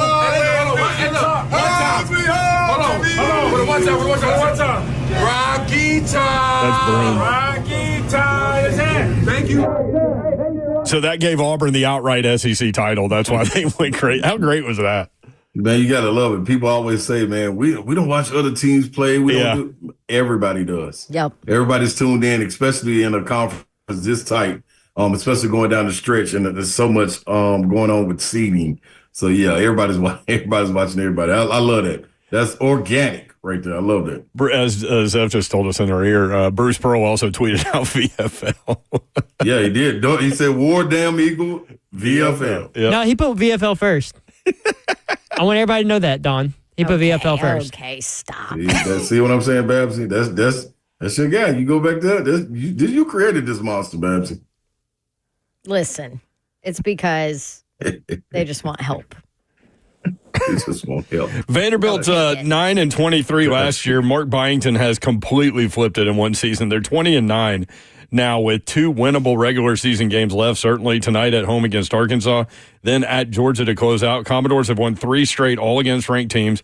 They've won 6 out of their last 7 at home. The Hogs had won 2 in a row until going to South Carolina and getting blasted. They're currently in the first 4 per Jerry Palm. He has Vanderbilt as an 8 seed. What do you think about this matchup tonight, Vandy and Arkansas, late game? I like it. I think it's one that can, project the seedings. Arkansas looking to make up for what they did against South Carolina. And what people got to understand, especially Arkansas fans and Vandy fans, this is another opportunity for a quad one win. Even though they lost to South Carolina, that wasn't they're 11-0 against quad 3, quad 4 teams. So they beat the teams they're supposed to. The conference, just because it was a blowout, they're not going to take the seeding. The NCAA is not going to look at it and say, oh, man, they got beat by South Carolina. They're not worried about that. The wins are what matters. So that's right. This is another opportunity for them to get a feather in their cap. I think if they can get this one and get one quad one win in the tournament, they'll be firmly put into the NCAA tournament. They need to get to 7 wins. They get to 7 wins, they can get an opportunity to get in the tournament. So it's going to be it's going to be difficult. It is going to be difficult. But if you're Coach Cal, the motivator that he is, there's not a better time to be able to tell your guys and grab your guys' attention and tell them what they have right there and what they're facing going into Vandy. Yeah, that's what he's been saying. Like every game's a tournament game for them at this point. It is. So, do you need to go? I know you're super slammed and appreciate you working a window in. Get on out of here on y'all. What's that? Yeah, I'm gonna get on out of here. Okay. All right. We cut just because the game started 6, and they might try to do a little interview or something. You gotta go early, and you gotta stay late tonight. It's one of those nights. Celsius, baby. That's all right. I'm gonna hit y'all on the chat and video. Make sure all y'all up with me when I'm walking out of the studio. There he is, Ron Slay. Check him out on the SEC Network tonight. He'll be back in studio with us tomorrow. Thanks, Slay. Appreciate you, man. Kill it. All right, peace. Holla. How about that? We got that super breakdown of the SEC action tonight. He's so good at that. And then Tennessee at Ole Miss. Do you think Tennessee is in trouble coming off that emotional win at Alabama? Against Alabama, now going on the road to play Ole Miss? I don't believe that. You don't? Nope. Not not on the road at Ole Miss. They've had performances like else. that, but yeah. Zeph's skeptical. I can see it. Yeah, just because they've been so inconsistent on the road this year. Because he's BVS. Yeah. Well, no, they've been inconsistent on the road this year. Like so is everyone. You had the game against Texas A&M where, I didn't think they were going to be in that game at all, and they end up dominating. I know they wasn't a shot 60-something% from the floor. Yeah, they played extremely well. That's kind of what set Texas A&M the other way. Yeah, and then Texas A&M ended up losing 3 in a row through that. So they've lost 4 in a row. So if they lose to Auburn, that's 5 in a row. Oof. Headed toward the postseason. Bad beat for A&M. But yeah, I expect Tennessee to win, but I'm not going to sit here and say it's a guarantee. He's never going to say it's a guarantee. It's never a guarantee in the SEC. Not in the SEC. 615-737-1045. So Spot Track, we'll go ahead and work through some of this. Spot Track listed, they do like the numbers crunching contract-wise for players and stuff. It's a phenomenal website. Check it out. But they listed notable available quarterbacks, and there are 20 names on this list. So we already talked about Sam Darnold, Vikings. I'd be shocked if he wasn't the Vikings quarterback. Like, I just feel like they'll get something done. They're going to work something out because they both want to. So, reportedly, Kirk Cousins will be 37 in August. Oof. Achilles in 2023. His last 5 games, the Falcons went 1-4. He threw 1 touchdown pass and 9 interceptions and then was benched. Is Kirk Cousins your bridge quarterback? Because you're going to overpay for the first part of this list. Well, what will he demand? Well, I read like $40 million. He's still under contract. He's still under contract, and the Falcons have made it clear over the last couple of weeks that they think that he can be a backup quarterback for them. So, what are they going to say though? Yeah, but if they were going to release him, they're going to pay a backup quarterback $240 million. You're going to keep him on that contract. But if they were going to release him, you think that they would have gone and done it right now, unless they're trying to look for a trade partner. Like Devontae instead. Adams was released today. Yeah, for example. Right from the Jets. Yep. Yeah. That's an interesting situation with Kirk Cousins. I don't want any part of that guy. But you don't see. Yeah, I've never really liked him. No, but I also brought him up as a possibility if you draft Cam Ward as well. Like that was kind of my initial, okay, bring in Kirk. Not at $40 million a year though. There's no way that's true. No way. What's left on his deal? Almost everything because he's only played. And it's all guaranteed. 1 year. Unless they. No, it was $100 million of the 180 guaranteed. Okay. Which is a lot of money. This guy's made so much freaking and money has won. in the NFL. Guess how many playoff games he's won? One? Yeah. Yeah. Well, I'm out on Kirk Cousins. Here's the thing, though, Babs, and this is where we disagree. Like, if you're drafting Cam Ward number 1, he's starting. I'm not putting a number 1 overall pick on the bench. I'm not. See, this is where I disagree with you. I know. We've disagreed with that one for a while. And you're right. It'll probably never happen, but it needs to happen. It needs to happen because your team is not ready to put him in as far as support staff around him, as far as positions filled around him. I just think number 1 overall. Is it because it's number 1 overall? Because the Chiefs took Mahomes and they sat 10. him behind at 10. So because that's a different situation, because it's 1 overall. They had Alex Smith, who was a Pro Bowl quarterback the year before they drafted Mahomes. And then when he played, Mahomes sat the bench. He still made the Pro Bowl that year. And he had the number 1 quarterback rating in the NFL that year? And then they moved on from him. Kind of a different deal. I mean, now you've got, a guy doing trick shots out there. You know what I mean? Yeah. So the golf thing where he sat for a year, I mean, different deal too? For me, yeah. I just think the way that the NFL works now, I mean, you got to take advantage of that 4-year rookie contract. Now, if he was Jordan Love and he's taken, 25th or something, I'd be willing to make a case. But the we're just rookie going to disagree on contract that doesn't one. change from 25 or 1. Like, why is your opinion different just because it's number 1? I just think if you're taking a quarterback at number 1 overall, you're doing it to play him. Yeah, we'll just agree to disagree. So Baker Mayfield. I don't think you can waste a year with a number 1 overall pick. If that's going to be the case, draft somebody else. But for me, it's not wasting a year. It's getting your team in a spot, letting him settle in, letting him learn, letting him feel the difference in speed at that level from practices or whatever. And maybe it's not a full year, right? But it's all of those things, letting him comfortably get into where you don't have an Anthony Richardson debacle of a mental problem because it's such a different speed, it's such a different level. And then, okay, next year when you have the ability to fill some more of those holes, hey, it's your team, go. If it's me, though, and I see what you're saying. Yeah. We just disagree on this. If it's me and I don't think he is ready to play, I'm not taking him 1 overall. I'll take somebody else because you need help right now. That's just me. 615-737-1045. If you don't have a quarterback, you ain't got nothing. So. Right, and I don't want him on the bench. We've got more quarterbacks to go along with perhaps Don's plan. We've got more quarterbacks to maybe go with my plan or maybe go with your plan. 615-737-1045.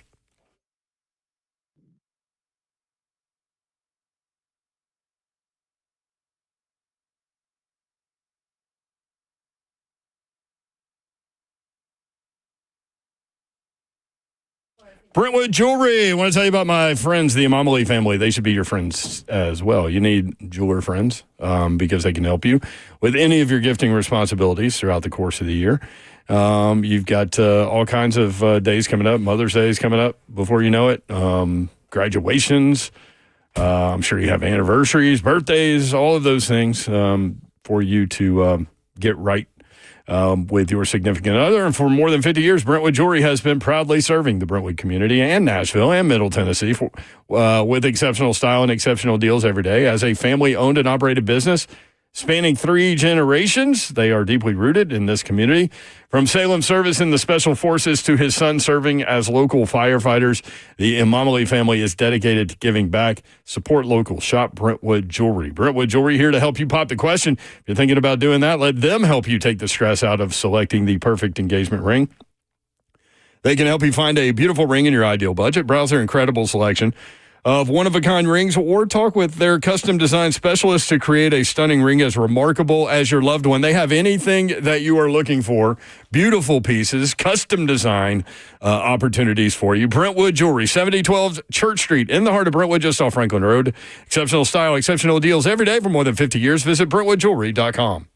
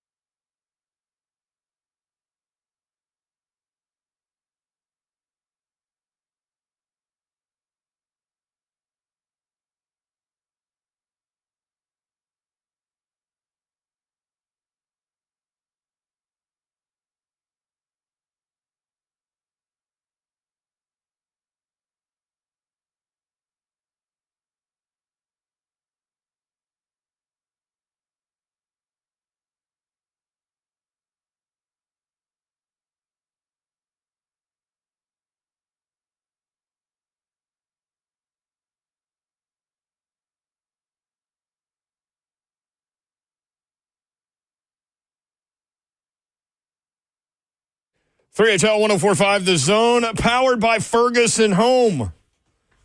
Love those guys. Check them out. Rolling through a list of notable available quarterbacks from Spotrac. There are 20 names on this list. We got through 2 of them. Sam Darnold and Kirk Cousins. Rolling. So Kirk Cousins demanded a convo. We just disagree.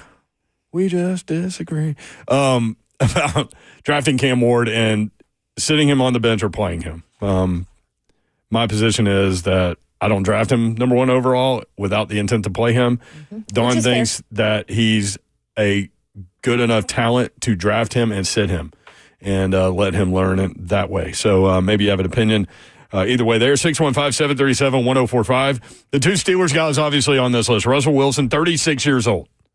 16 touchdowns, 5 interceptions last season in Pittsburgh. His quarterback rating was 95.6. He actually, that bad year in Denver, he actually had a 98 quarterback rating, actually better in that last season in Denver. He lost his last 5 starts. Zeph, you think, and I think it's logical, that he ends up in Las Vegas? Yeah, I think with Pete Carroll, his old coach. One, the Steelers are leaning towards the younger Justin Fields, which they should.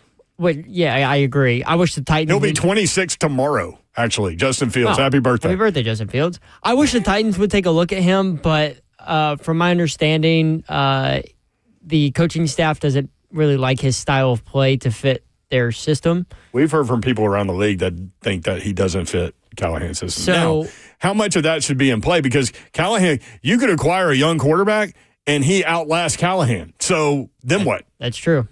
I mean, so how important is that? Can I be real honest? Like, hopefully, yes. Does Callahan officially really have a system right now? That's also true. He's a second-year head coach and is going to be a second-year head coach who called plays for the very first time in the NFL as a head coach last year. If I'm the Titans franchise, I'm like, great, love that you have a system, but we want the best quarterback out there. Right, so you better make your system fit. To your point, and I was thinking about this. I've done a lot of thinking about this. What if Callahan doesn't like Cam Ward or Shedeur Sanders, but the football people do? And they draft Cam Ward with that thought in mind. Look, man, I don't even know that the head coach is going to make it through this year. No, because guess what? Your GM didn't hire him. That's right. Justin Fields, 5 touchdowns, 1 interception, 289 rush yards also. So when Russell Wilson came back and was the starter, they did have packages for Justin Fields that were intriguing. He looked much more confident than he did in Chicago. I think there was so much going on in Chicago on that staff, what they were trying to do with him, and I think his head was swimming. But he just looked like a different dude in Chicago. Again, he will be 26 years old tomorrow. 4-2 in his 6 starts in Pittsburgh. Jimmy Garoppolo. I'm good. We can pass him. Now we're rolling through the list now. I can pass him. We're good. Jimmy Garoppolo, 33 years old, going into year 12. He's only played in 8 games in the last 2 seasons. 9 touchdowns, 10 interceptions. Now, he's a system quarterback. Right, but he got benched on a team where the other options were people that no one's even heard of. Like, he wasn't even good enough for that. I can't even remember. Y'all remember? Quarterbacks in the Raiders? It was the Raiders. No, we went through the list one day. I mean, we went through it. And he got benched for whatever mess that was. What was the guy's name? Aaron something? No. Not Aiden O'Connell. Aiden O'Connell. Was Aiden O'Connell there? And then he got hurt. And then it was another guy. Aiden O'Connell. Yeah, I should have done that. Jacoby Brissett, that's the guy that was mentioned by one of those ESPN dudes as like the starting quarterback for the Titans. He projected this year. Now, he did the Jacoby Brissett would be if you draft a rookie quarterback. I think that's where you are on this list. Then, yeah. And I don't know. Babs ain't going to want to hear this. I've seen multiple people start to say that Jackson Dart may move ahead of Shedeur Sanders as quarterback too. I'm not sure I'm buying. That was a healthy eye roll. I'm not sure I'm buying into this Shedeur Sanders hate that kind of been spreading over the last 2 days. Do you have what we sent you? I do. Slay sent a clip. This was on the NFL Network, and it was put out by a guy. He was like arrogant and arrogant in air quotes. So there was a story or a report that came out yesterday that said an NFL scout picking within the top 7 teams told or reportedly thought that Shedeur came off as arrogant and brash in some of his interviews and his media appearances. I love the word brash. And so all day today, all I've seen is these different media people putting out like these behind the scene things of Shedeur Sanders. Like there was one who said that they got a 2-minute interview with him. Shedeur ended up doing 10 minutes, and then afterwards he shook the hand of the entire production group behind the interview. And so this was from PFT Live at the Scouting Combine. Yeah, and they put it out, and they were basically like arrogant in quotes, like, yeah, right. Yeah. Listen to what he had to say. Important thing right now is just getting better every day, getting stronger, getting in more shape. That's the only thing I'm focused on right now, and I'm just ready to get to the team. You stand in the pocket, you want to make throws, you don't give a damn if you're about to get hit.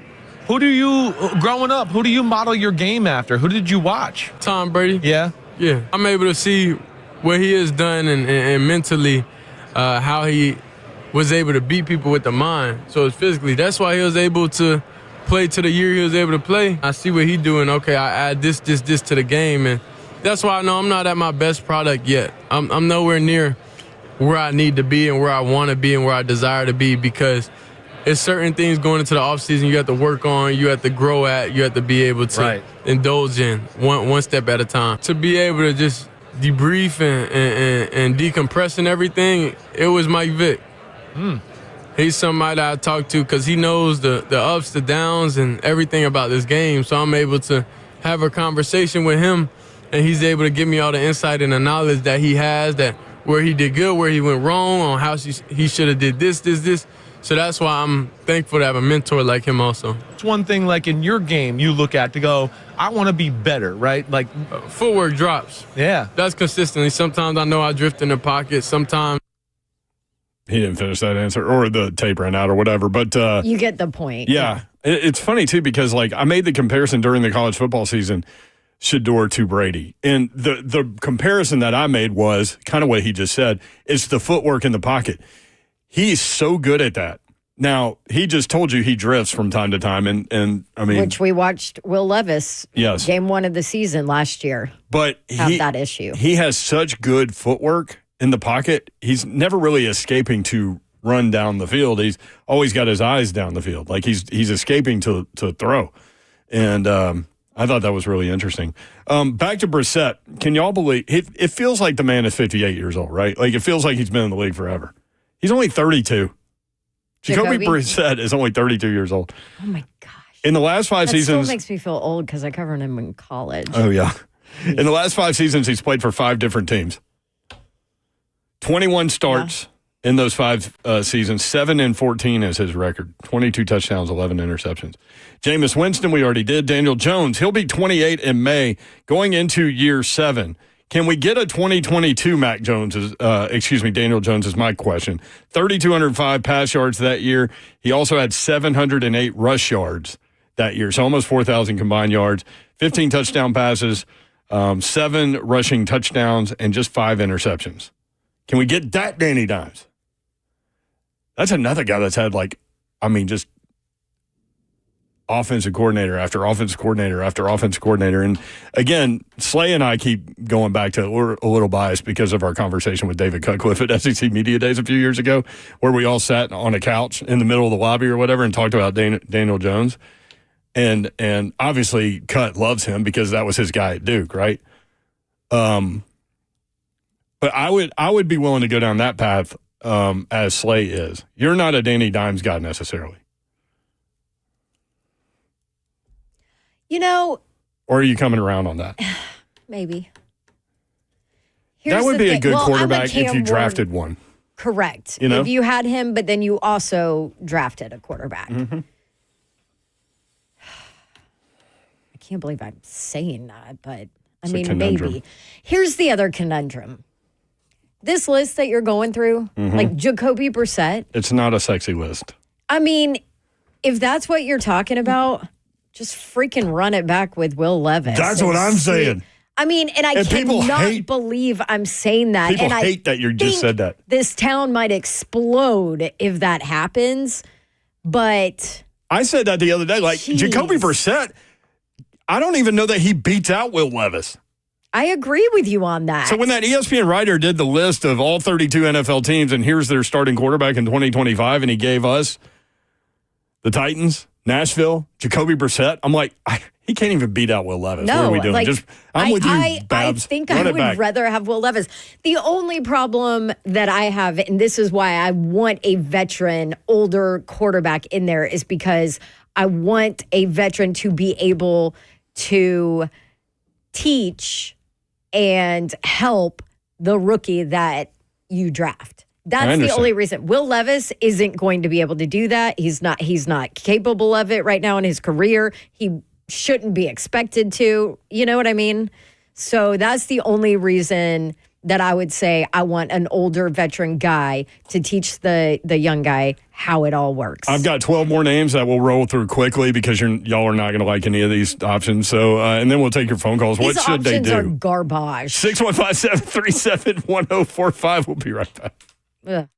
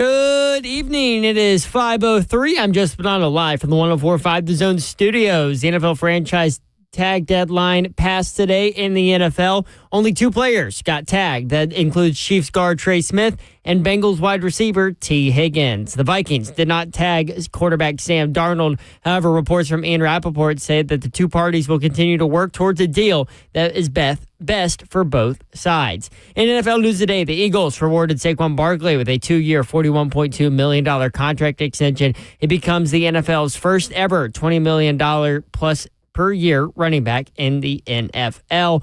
He also has ability to earn an additional $15 million in incentives and includes $36 million fully guaranteed at signing. The Jets also released wide receiver Devontae Adams, freeing up almost $30 million of cap space. The Jets now have $44.5 million of cap space to work with as they head towards the new league year. Right now, Tennessee baseball is taking on Radford this evening. First pitch actually just threw down as Tennessee freshman right-handed pitcher Nick Abraham makes his first college start for the Vols. For your foundation repair, waterproofing needs, you need to visit USSTN.com. Breaking news at once on your home for the Titans and Vols. This is 104.5 The Zone.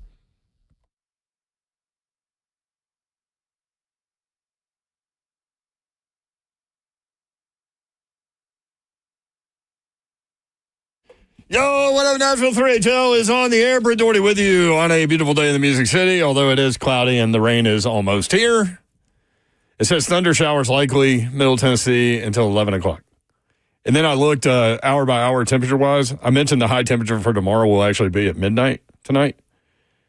So when you look at the hourly, let's see. It's 70 right now. 11 a.m., 47 degrees. 2 p.m., 44 degrees.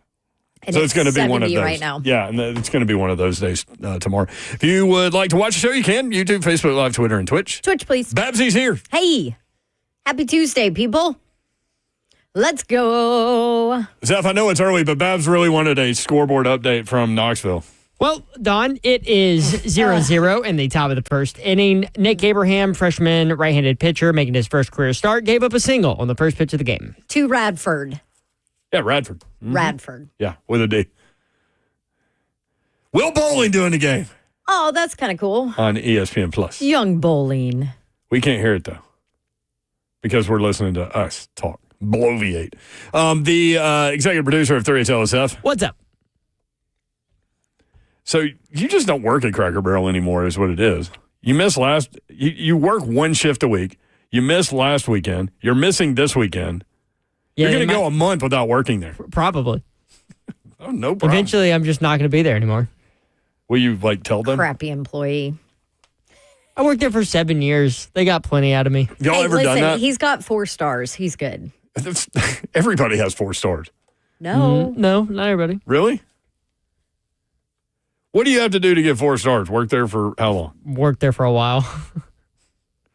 I think it's at least 2 years.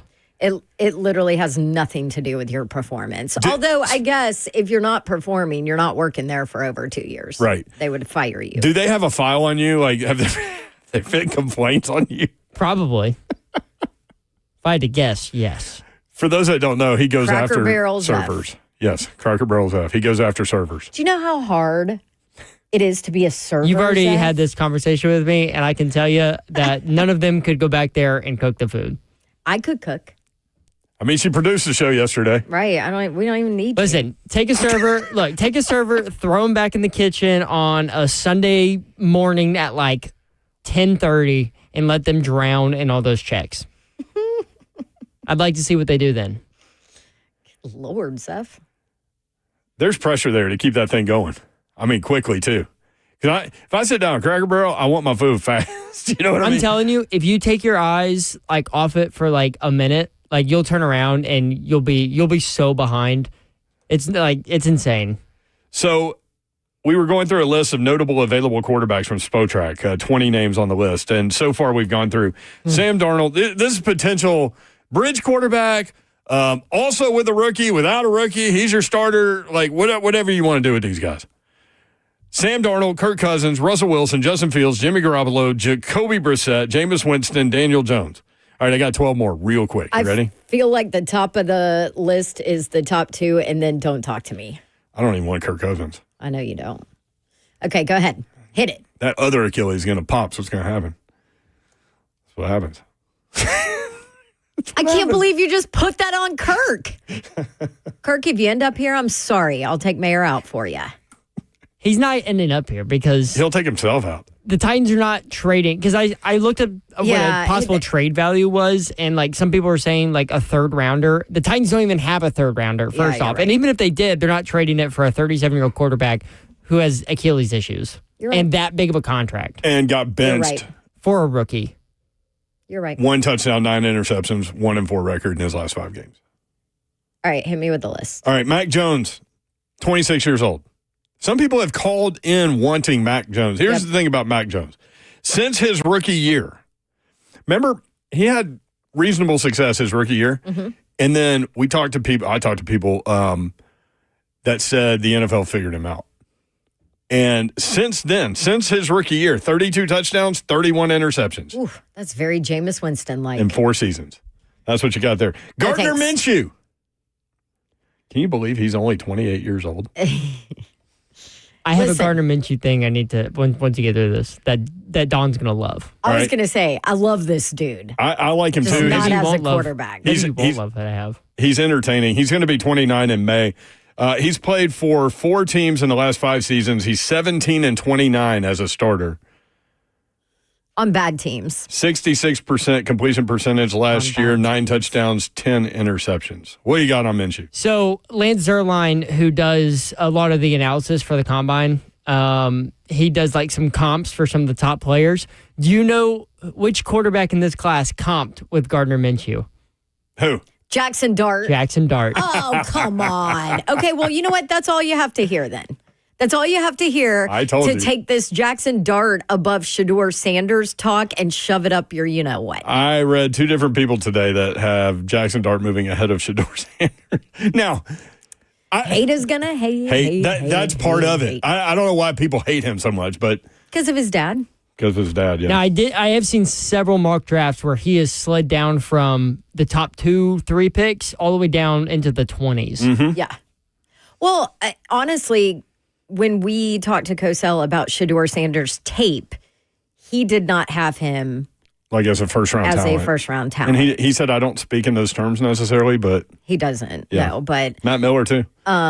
B.J. Jones, Mac Jones is the original Will Levis. That's funny. Drew Lock, 3 teams in his last 3 seasons, 11 touchdowns, 10 interceptions. He's 2-8 as a starter. He's also 2-8 in years alive, 28. Marcus Mariota. Stop. 31 years old, 5 different teams in his last 6 seasons. I'll keep moving. Joe Flacco, he's 40. Going into year 18. Woo. Okay, let me ask you this. What would you have to pay Joe Flacco? I don't want Joe Flacco. Nothing. You want his market value? Yeah. So this is from Spotrac. I pulled a bunch of market values. Don't call me crazy. Hold on. Wait a minute. 1 year, $3.2 million. Okay. Well... Now, compared to a Sam Darnold, a 4-year, $160.5 Well, compared to a lot of million. guys. In his last 2 seasons, he's 6-5 as a starting quarterback. 25 touchdowns, 15 interceptions. Not awful. Now, Jacoby Brissett his market value was cheaper at 1 year, $3.1 million, but not by much. Who, Jacoby? Jacoby Brissett. I'd rather have Joe Flacco teach my rookie quarterback the ways of the NFL than Jacoby Brissett. For sure. Carson Wentz. $3 million. All right, here we go. Go get Joe Flacco, draft Cam Ward, let Cam Ward learn behind him for about let Cam Ward maybe a start. Quarter of a season. Let Cam Ward start and have Joe Flacco on the bench. Joe Flacco can still teach Cam Ward if Cam Ward's starting. And listen, if Cam Ward starts throwing underhand passes, didn't bring Joe Flacco in there. I'd be like, listen, See, we Joe. disagree, but we kind of agree. We agree, but disagree. Agree, but disagree, yeah. That's weird. I'd be like, listen, Joe. It's a weird place for us. You are here to strictly mentor our rookie quarterback and make sure he's okay. Carson Wentz, 32 years old. He's only started 2 games in the last 2 seasons. Taylor Heineke, remember him? No starts last year. Trey Lance, number 3 overall pick. I'm good. He's only started 5 games in 3 years. Cooper Rush. Sounds like what does he sound like? Marketing director somewhere? 31, started 8 games for Dallas last year, was actually 4-4, 12 touchdowns, 5 interceptions, 83.8 quarterback rating. Dallas is going to bring one of those two guys back. Yeah. And then Mason Rudolph and Jared Stidham and Zach Wilson. No. So there you go. No. There's the 20. What about Joe Flacco? You like the Joe Flacco idea. So rank out of that list of 20, who's your top 3? Well, based on the contract, I don't disagree with her, but we would go about it a different way. I would draft Cam Ward number 1 and start his ass. That's what I would do. And then Joe Flacco's standing over here in case, weird trick shot stuff happens. Dude Perfect starts playing out. See, now if you go Daniel Jones or a Jacoby Brissett, I would start one of those guys first. I would say no to Jacoby Brissett. I'm a flat no there. Yeah. I'm just an all-out nah. No, I'm a no, too. I'm saying if you're going to do Jacoby Brissett, you might as well run it back with Will Levis. Don't you think? Now, Daniel Jones, maybe. Maybe I could be convinced. Obviously, I think Darnold will stay in Minnesota. Kirk Cousins, we've now scratched off the list. Joe Flacco, man. So Daniel Jones market value, and Slay loved this when I sent this in. 2 years, $10.2 million projected. So 5.1 million a year. That's competition. 615. It's all about the money at this point for whatever garbage quarterback you're bringing in. 615-737-1045. You want in? Flacco. Atticus and Bowling Green wants to talk about the Titans quarterback situation. Reese and Laura, we didn't get to yesterday, which is completely on me. I forgot about Lawrence Isler in the 545 segment. But they are on hold as well. If you want in, let us know. We've given you quarterback options. They're not all pretty. In fact, most of them are not. We actually discussed bringing Will Levis running back.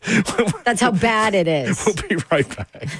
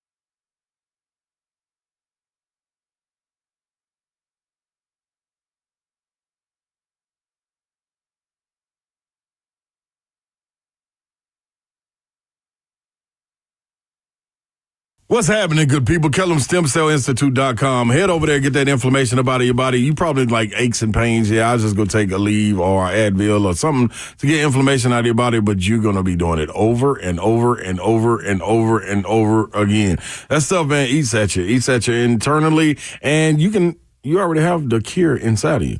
All you got to do is harvest it. That's right. Your body, your cells, your solution. Harvest your body's stem cells and store them for future and continued use. Now, these cells are your body's healing cells, harvested and redeployed based on your needs. Stem cells attack inflammation in the body, and we know that all autoimmune disorders are derived from inflammation, whether it's congestive heart failure, lung issues, arthritis, autism. Either one, it doesn't matter. 615-850-4415. That's the number you need to hit up. 615-850-4415. Talk to Dr. Kellum directly. Sit down with him. Only can do that at KellumStemCellInstitute.com.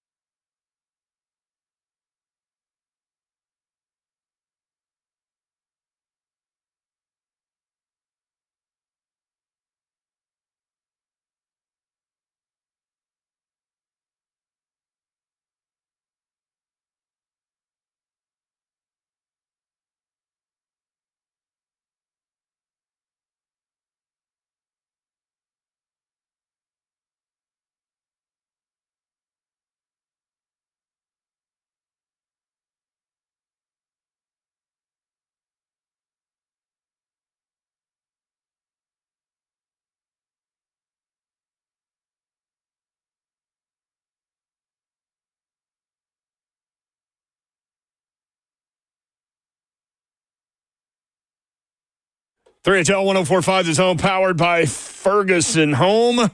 Tupac Tuesday on the Big Show. Brent Doherty, Don Davenport with you.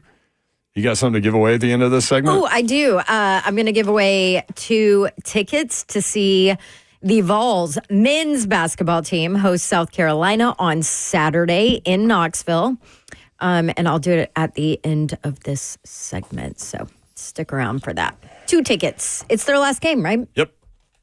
Everybody's got 2 left. And then we'll be at the SEC tournament next Wednesday through Friday. That'll be fun. I mean, that Wednesday night, now you've got 4 games. Not just Wednesday night, Wednesday, noon, 2:30. I mean, this is going to be fun. And potentially 3 NCAA tournament teams having to play on that Wednesday. Think about that. That's crazy. To come out of Wednesday, you would have to win Wednesday, Thursday, Friday, Saturday, Sunday. 5 games. 1045 The Zone will be there pretty much all day. All 3 days. Oh, is everyone going to be live there? I think everybody except the morning show. I think that's starts a little with early. Starts with Buck and then Cover 2 and then Us.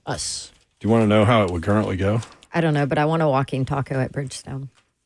You love the walking taco. I freaking love it. Oh, it is a bag of Fritos with taco stuff in it. No, Doritos. I mean, Doritos, yeah. You gotta I'll get be the there. You can get whatever you want. Oh, you can get Fritos, yeah. I'll be there all 3 shows all day. I got to run the Zone TV all day. Oh. The This is SEC right up your alley. Are you going to be wearing Tennessee orange? Am I allowed to? Yeah. Yeah. Okay, I don't Do wanna whatever be- you want. It's free country, Jack. I wear Auburn gear every time.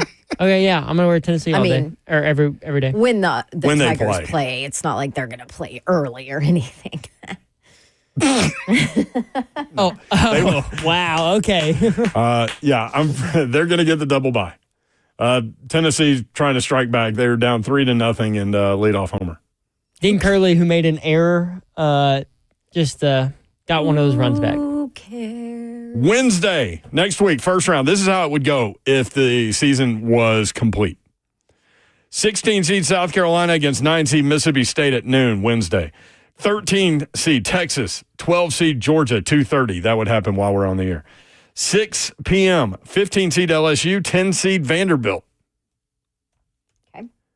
So Vanderbilt projected an 8 seed in the NCAA tournament, a 10 seed in the SEC tournament. That's crazy. 8:30 nightcap Wednesday would be 14 Oklahoma, 11 Arkansas. Thursday, noon, 8 seed Kentucky against Mississippi State, South Carolina winner. And then the winner of all that would get Auburn. So you could get, Babsy, at least as of right now, Kentucky on Friday. 5 seed Missouri against the Georgia-Texas winner. And the winner of those matchups would get Tennessee at 2:30. So Tennessee, as of right now, would play Friday during our show.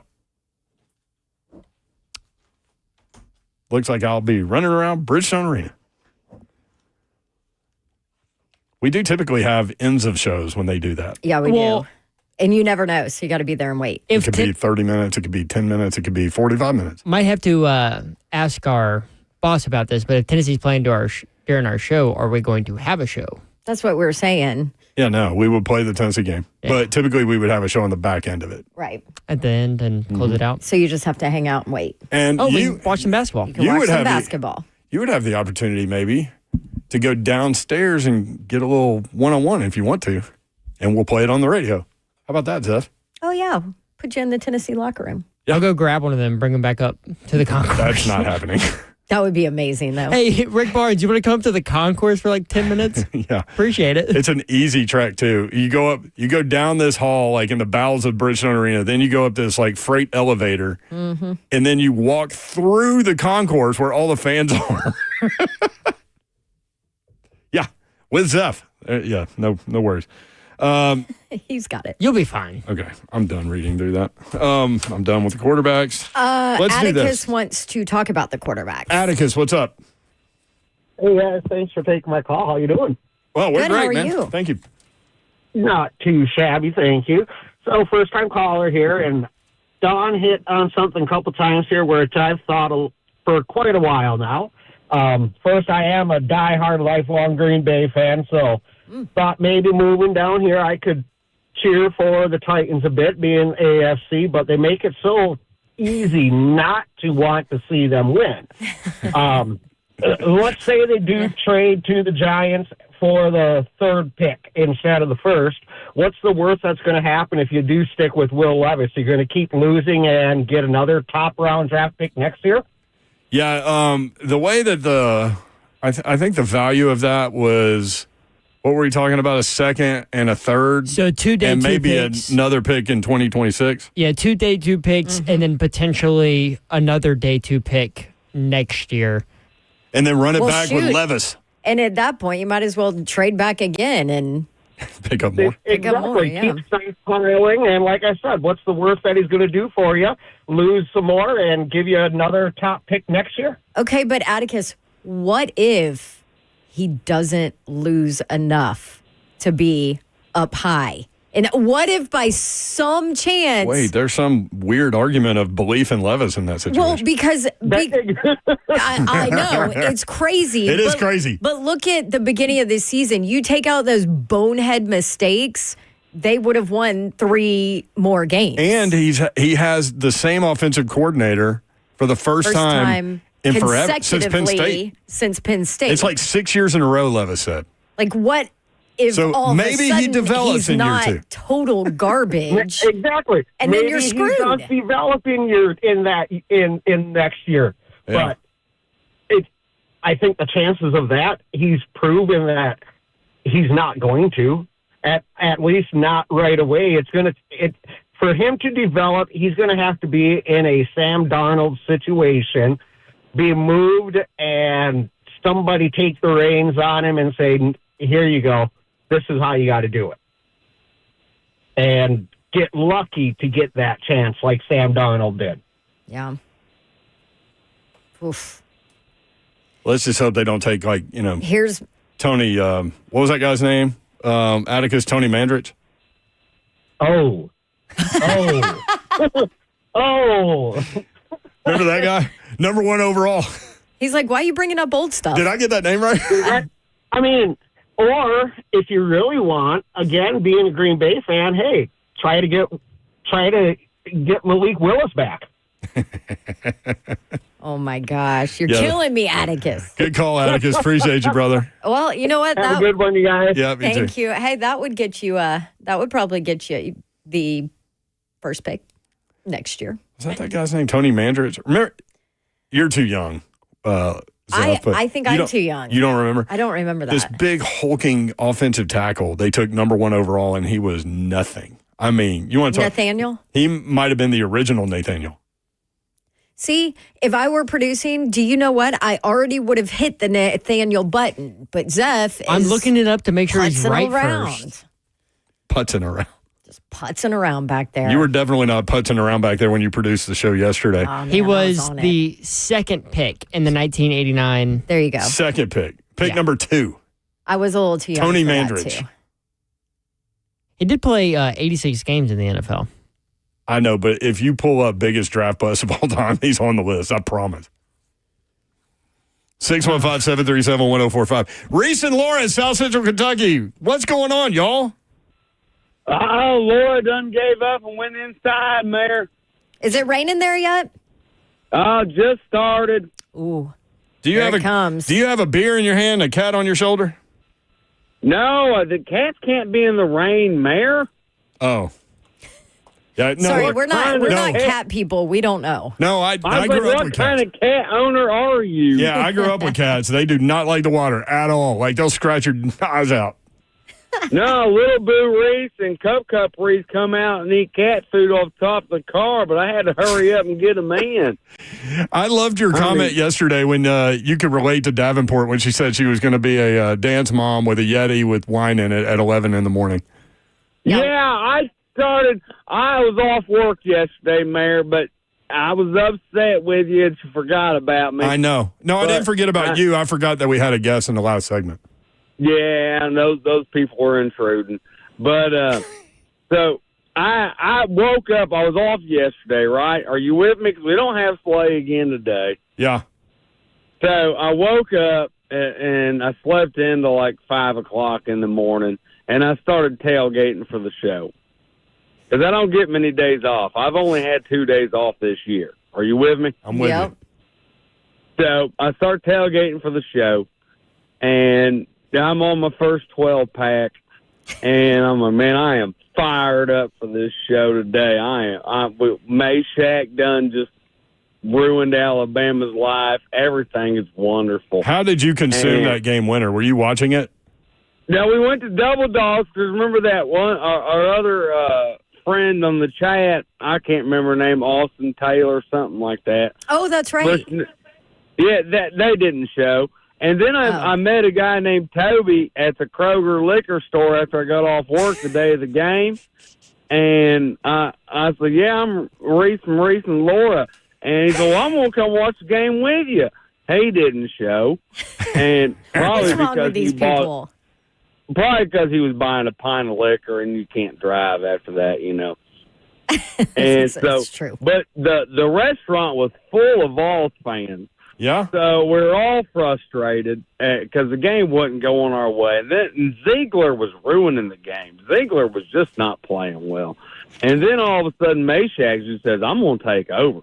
And you hear the restaurant get excited but nervous. And I done told the barkeep, I was like, I don't think I'm going to have another one. And then next thing you know, Meshack takes over. And I said, give me another one. And bam. As soon as he hits that shot, his feet were at the back of the E and the start of the N, and the entire Double Dogs restaurant up here in Bowling Green just erupted. I mean, it went nuts.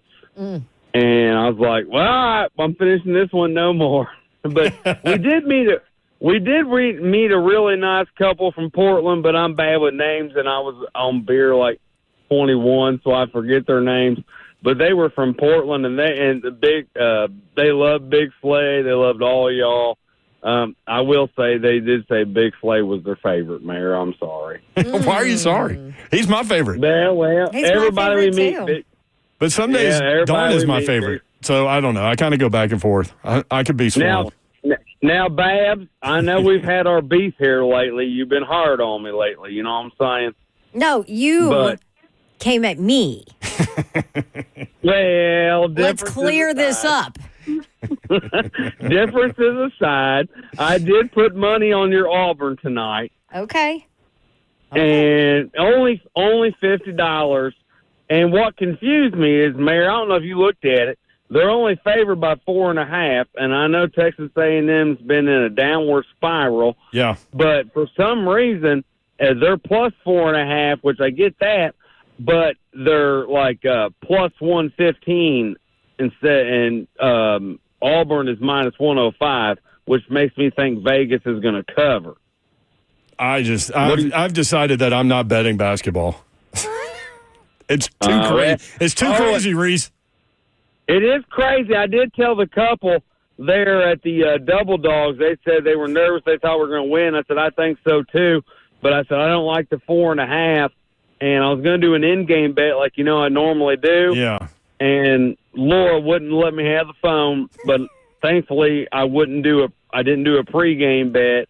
And I was going to do a bet when we were down 9, and I was iffy on it, but she wouldn't let me have the phone, and I just wanted to enjoy the game. So for people that don't know, Reese and Laura share a phone. It's actually Laura's phone. Reese doesn't have one. Yes. Yeah, no phone. I have her phone. I'm surprised she left the phone for me to call y'all.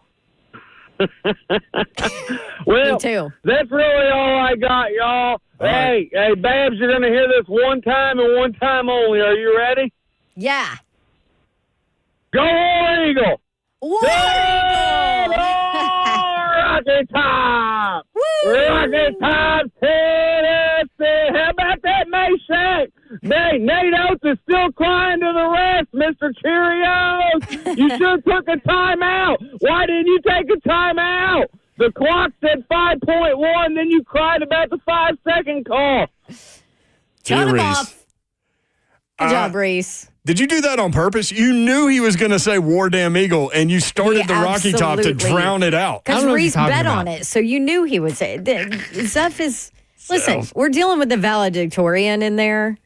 So even though he does dumb stuff sometimes, he's pretty smart. I don't know what you guys were talking about. Yeah. I thought that's Reese's outro music. I was just playing his outro. We know. Well, hey, are you ready for callers for these tickets? You can do Speaking it. of, You got something to give Tennessee, away, don't you? yeah. You can do it now. Yes. You still have 3 minutes left in the segment. Well, that's fine. I'm going to do it. No, and we're going then- to break early because we always break early. Oh, Holly bought Lauren Sisler's book yesterday. We had her on at 5:45. I mean, amazing story. Yes, incredible story. But what's the thing in Up? Squirrel. I mean, you're talking about giving away something, and you're like, oh, Holly. Sorry, I just saw it in the chat. I know I'm usually better than that. This is usually you. Yeah. Okay, true. Tennessee Ticket Tuesday is back. You can be caller number 5 at 615-737-1045 to win 2 tickets to see the men's basketball team host South Carolina this Saturday. Right now, caller number 5. Thompson Bowling Arena, Food City Center at Thompson Bowling Arena. This is thanks to Shoney's, by the way. Delicious has been trending at Shoney's for over 75 years, so make sure to head in for a delicious meal today at one of Shoney's Middle Tennessee locations. Shoney's, always fresh, always delicious. Let's eat. We need to get ourselves back to Shoney's, by the way. Yes, we do. You're never going to believe who won these tickets. Who? Tell us when we come back. 615-737-1045. See, you complained about us breaking early, but it took her almost 3 minutes to do that. So here we go. 3HL 1045 The Zone.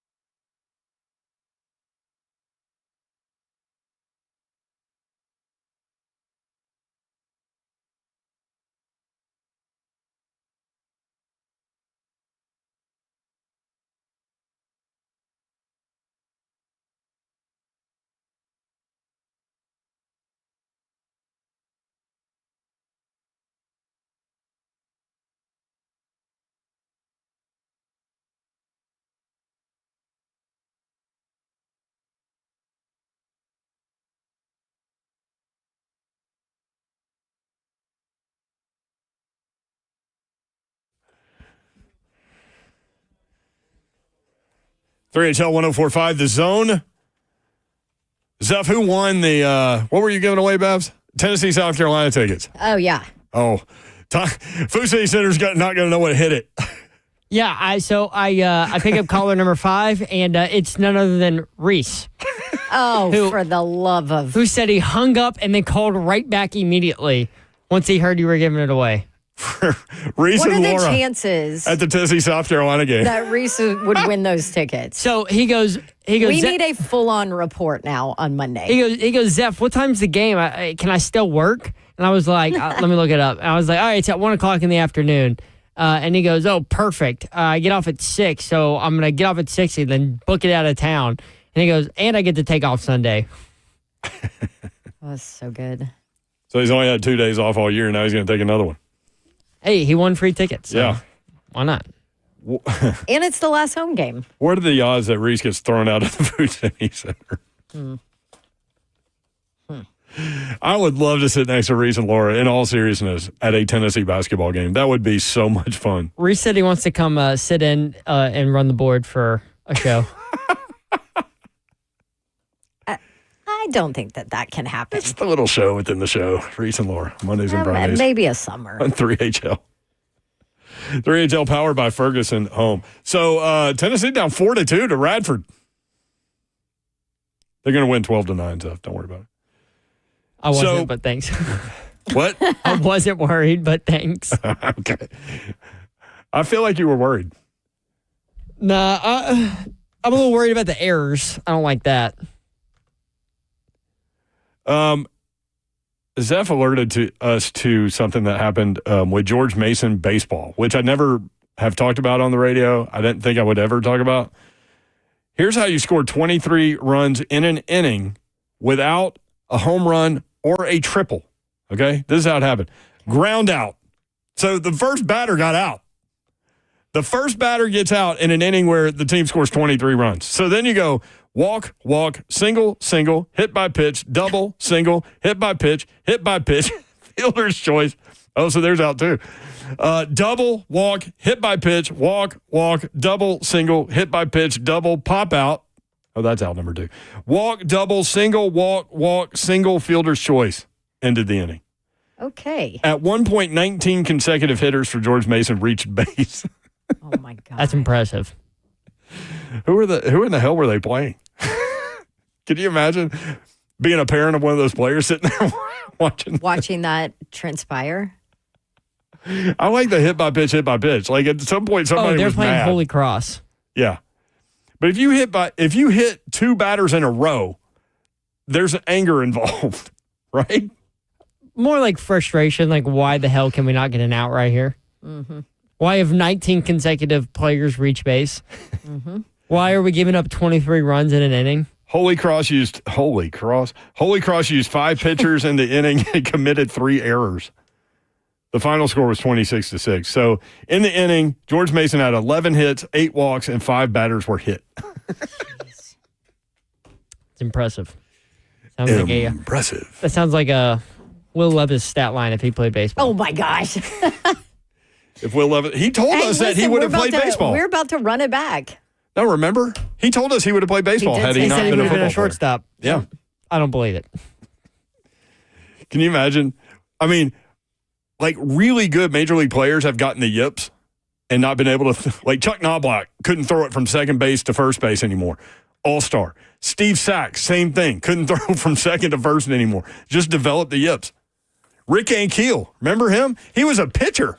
And he couldn't. I went to a game at Greer Stadium where Rick Ankiel was in the middle of trying to be a pitcher, where he was like hitting the net above the catcher with pitches. So they moved him to the outfield, and then suddenly he could throw people out from center field like on a dime. Will Levis would have been that guy. Would have gotten the yips.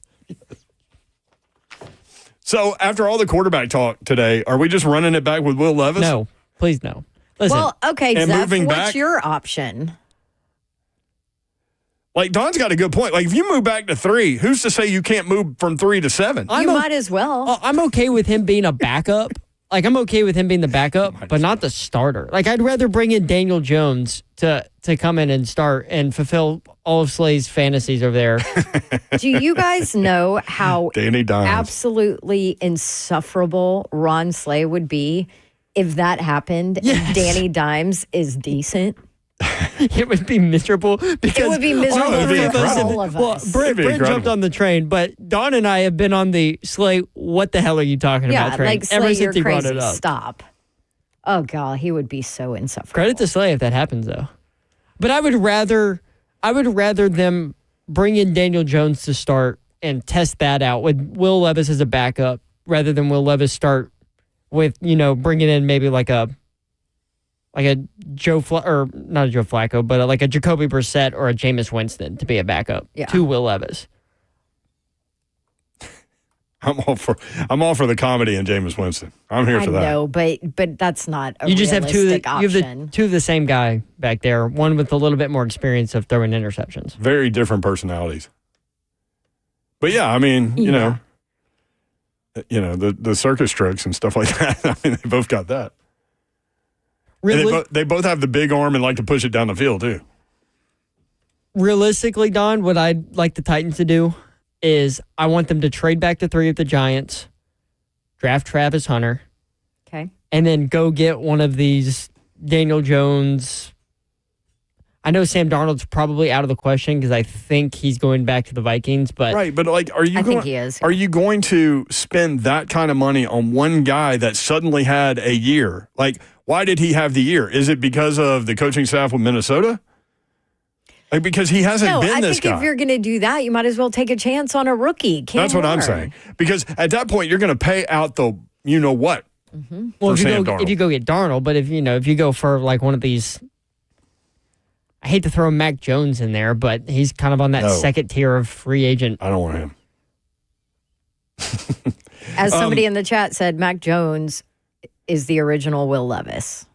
I mean, if you go, I just read it. Like, if you go beyond his rookie year, Mac Jones is 1 touchdown more than interception, right? Yeah. Let me see. 32 touchdowns, 31 interceptions in 4 seasons past his rookie year. I think they have this kind of makes me feel like they have no choice but to draft a quarterback. Like to draft and I hate that because they need. I think you might. That's kind of where I wanted the exercise to go. Then Zeph threw this out there this morning. Credit to you. Because there wasn't a lot going on today. So it was a great topic, but that's kind of where I thought it would go. I thought it would, like, once we evaluated what's out there, it would turn you probably more toward Cam Ward at 1. Mm-hmm. Maybe it didn't, but that's kind of where I thought it would go. By the way, Eki Bop just texted me. If Levis is QB1 again, I'd jump into the river. Oh, my gosh. Bob, people jump into a river every day. Like, that's fun to a lot of people. Well, it depends from how high you're jumping. But you know what I mean. People play in the river. No, you're going to be I'm not a river guy, and walk into traffic after parking at a Shoney's on the interstate. When they drafted Will Levis, Slay couldn't take it. Pulled into a Shoney's parking lot. And then they became great business partners with us. It's funny how that happened. Did y'all know the SEC women's basketball tournament starts tomorrow? Yes. Greenville, South Carolina. 10 a.m., 16 seed Texas A&M against 9 seed Tennessee. The winner on Thursday at 10 a.m. would play 8 seed Vandy. Vandy's an 8 seed? Yeah. Remember they beat Tennessee with the buzzer beater. Blake's. Michaela Blake's did. Dude, she's something, man. She's something. So that game would be potentially Tennessee Vanderbilt in women's basketball on Thursday at 10 a.m. I love conference tournament time. It's going to be really fun. The winner of that Vandy game on Thursday would get number 1 seed South Carolina on Friday. Yep. At 11 a.m. Other tournaments going on. Number 4 seed Belmont plays in the quarterfinals at 2:30 on Friday in the Missouri Casey Valley. on tomorrow, right? Casey Alexander tomorrow at 5:30 or 5:20. Where was that? Belmont plays in the quarterfinals at 2:30 on Friday against the winner of Illinois State, Missouri State. If Belmont wins Friday, they would likely get the 1 seed Drake on Saturday at 2:30. TSU will play tomorrow's winner between 6 seed Lindenwood and 7 seed Morehead State on Thursday at 8:30 in Evansville, Indiana. And congrats to Lipscomb basketball coach Lenny Acuff, named ASUN Coach of the Year. Lipscomb beat Central Arkansas last night to advance to the ASUN semifinals Thursday against Queens University at Allen Arena at 7 o'clock. There you go. Also, the Preds play the Bruins tonight in Boston at 6. Nashville's lost 4 out of 5 and 3-10 in their last 13 games. Need some wins.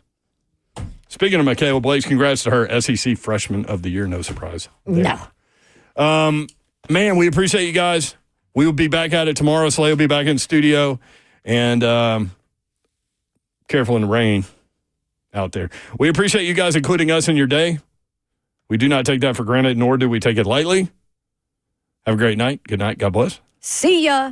Wouldn't want to be ya unless You're Michaela Blakes. Congratulations for winning SEC Freshman of the Year. There you go. Or you're Reese. Reese. Yeah, going to the game. Reese is a superstar today. Appreciate you guys. Back at it tomorrow. Love y'all. See ya.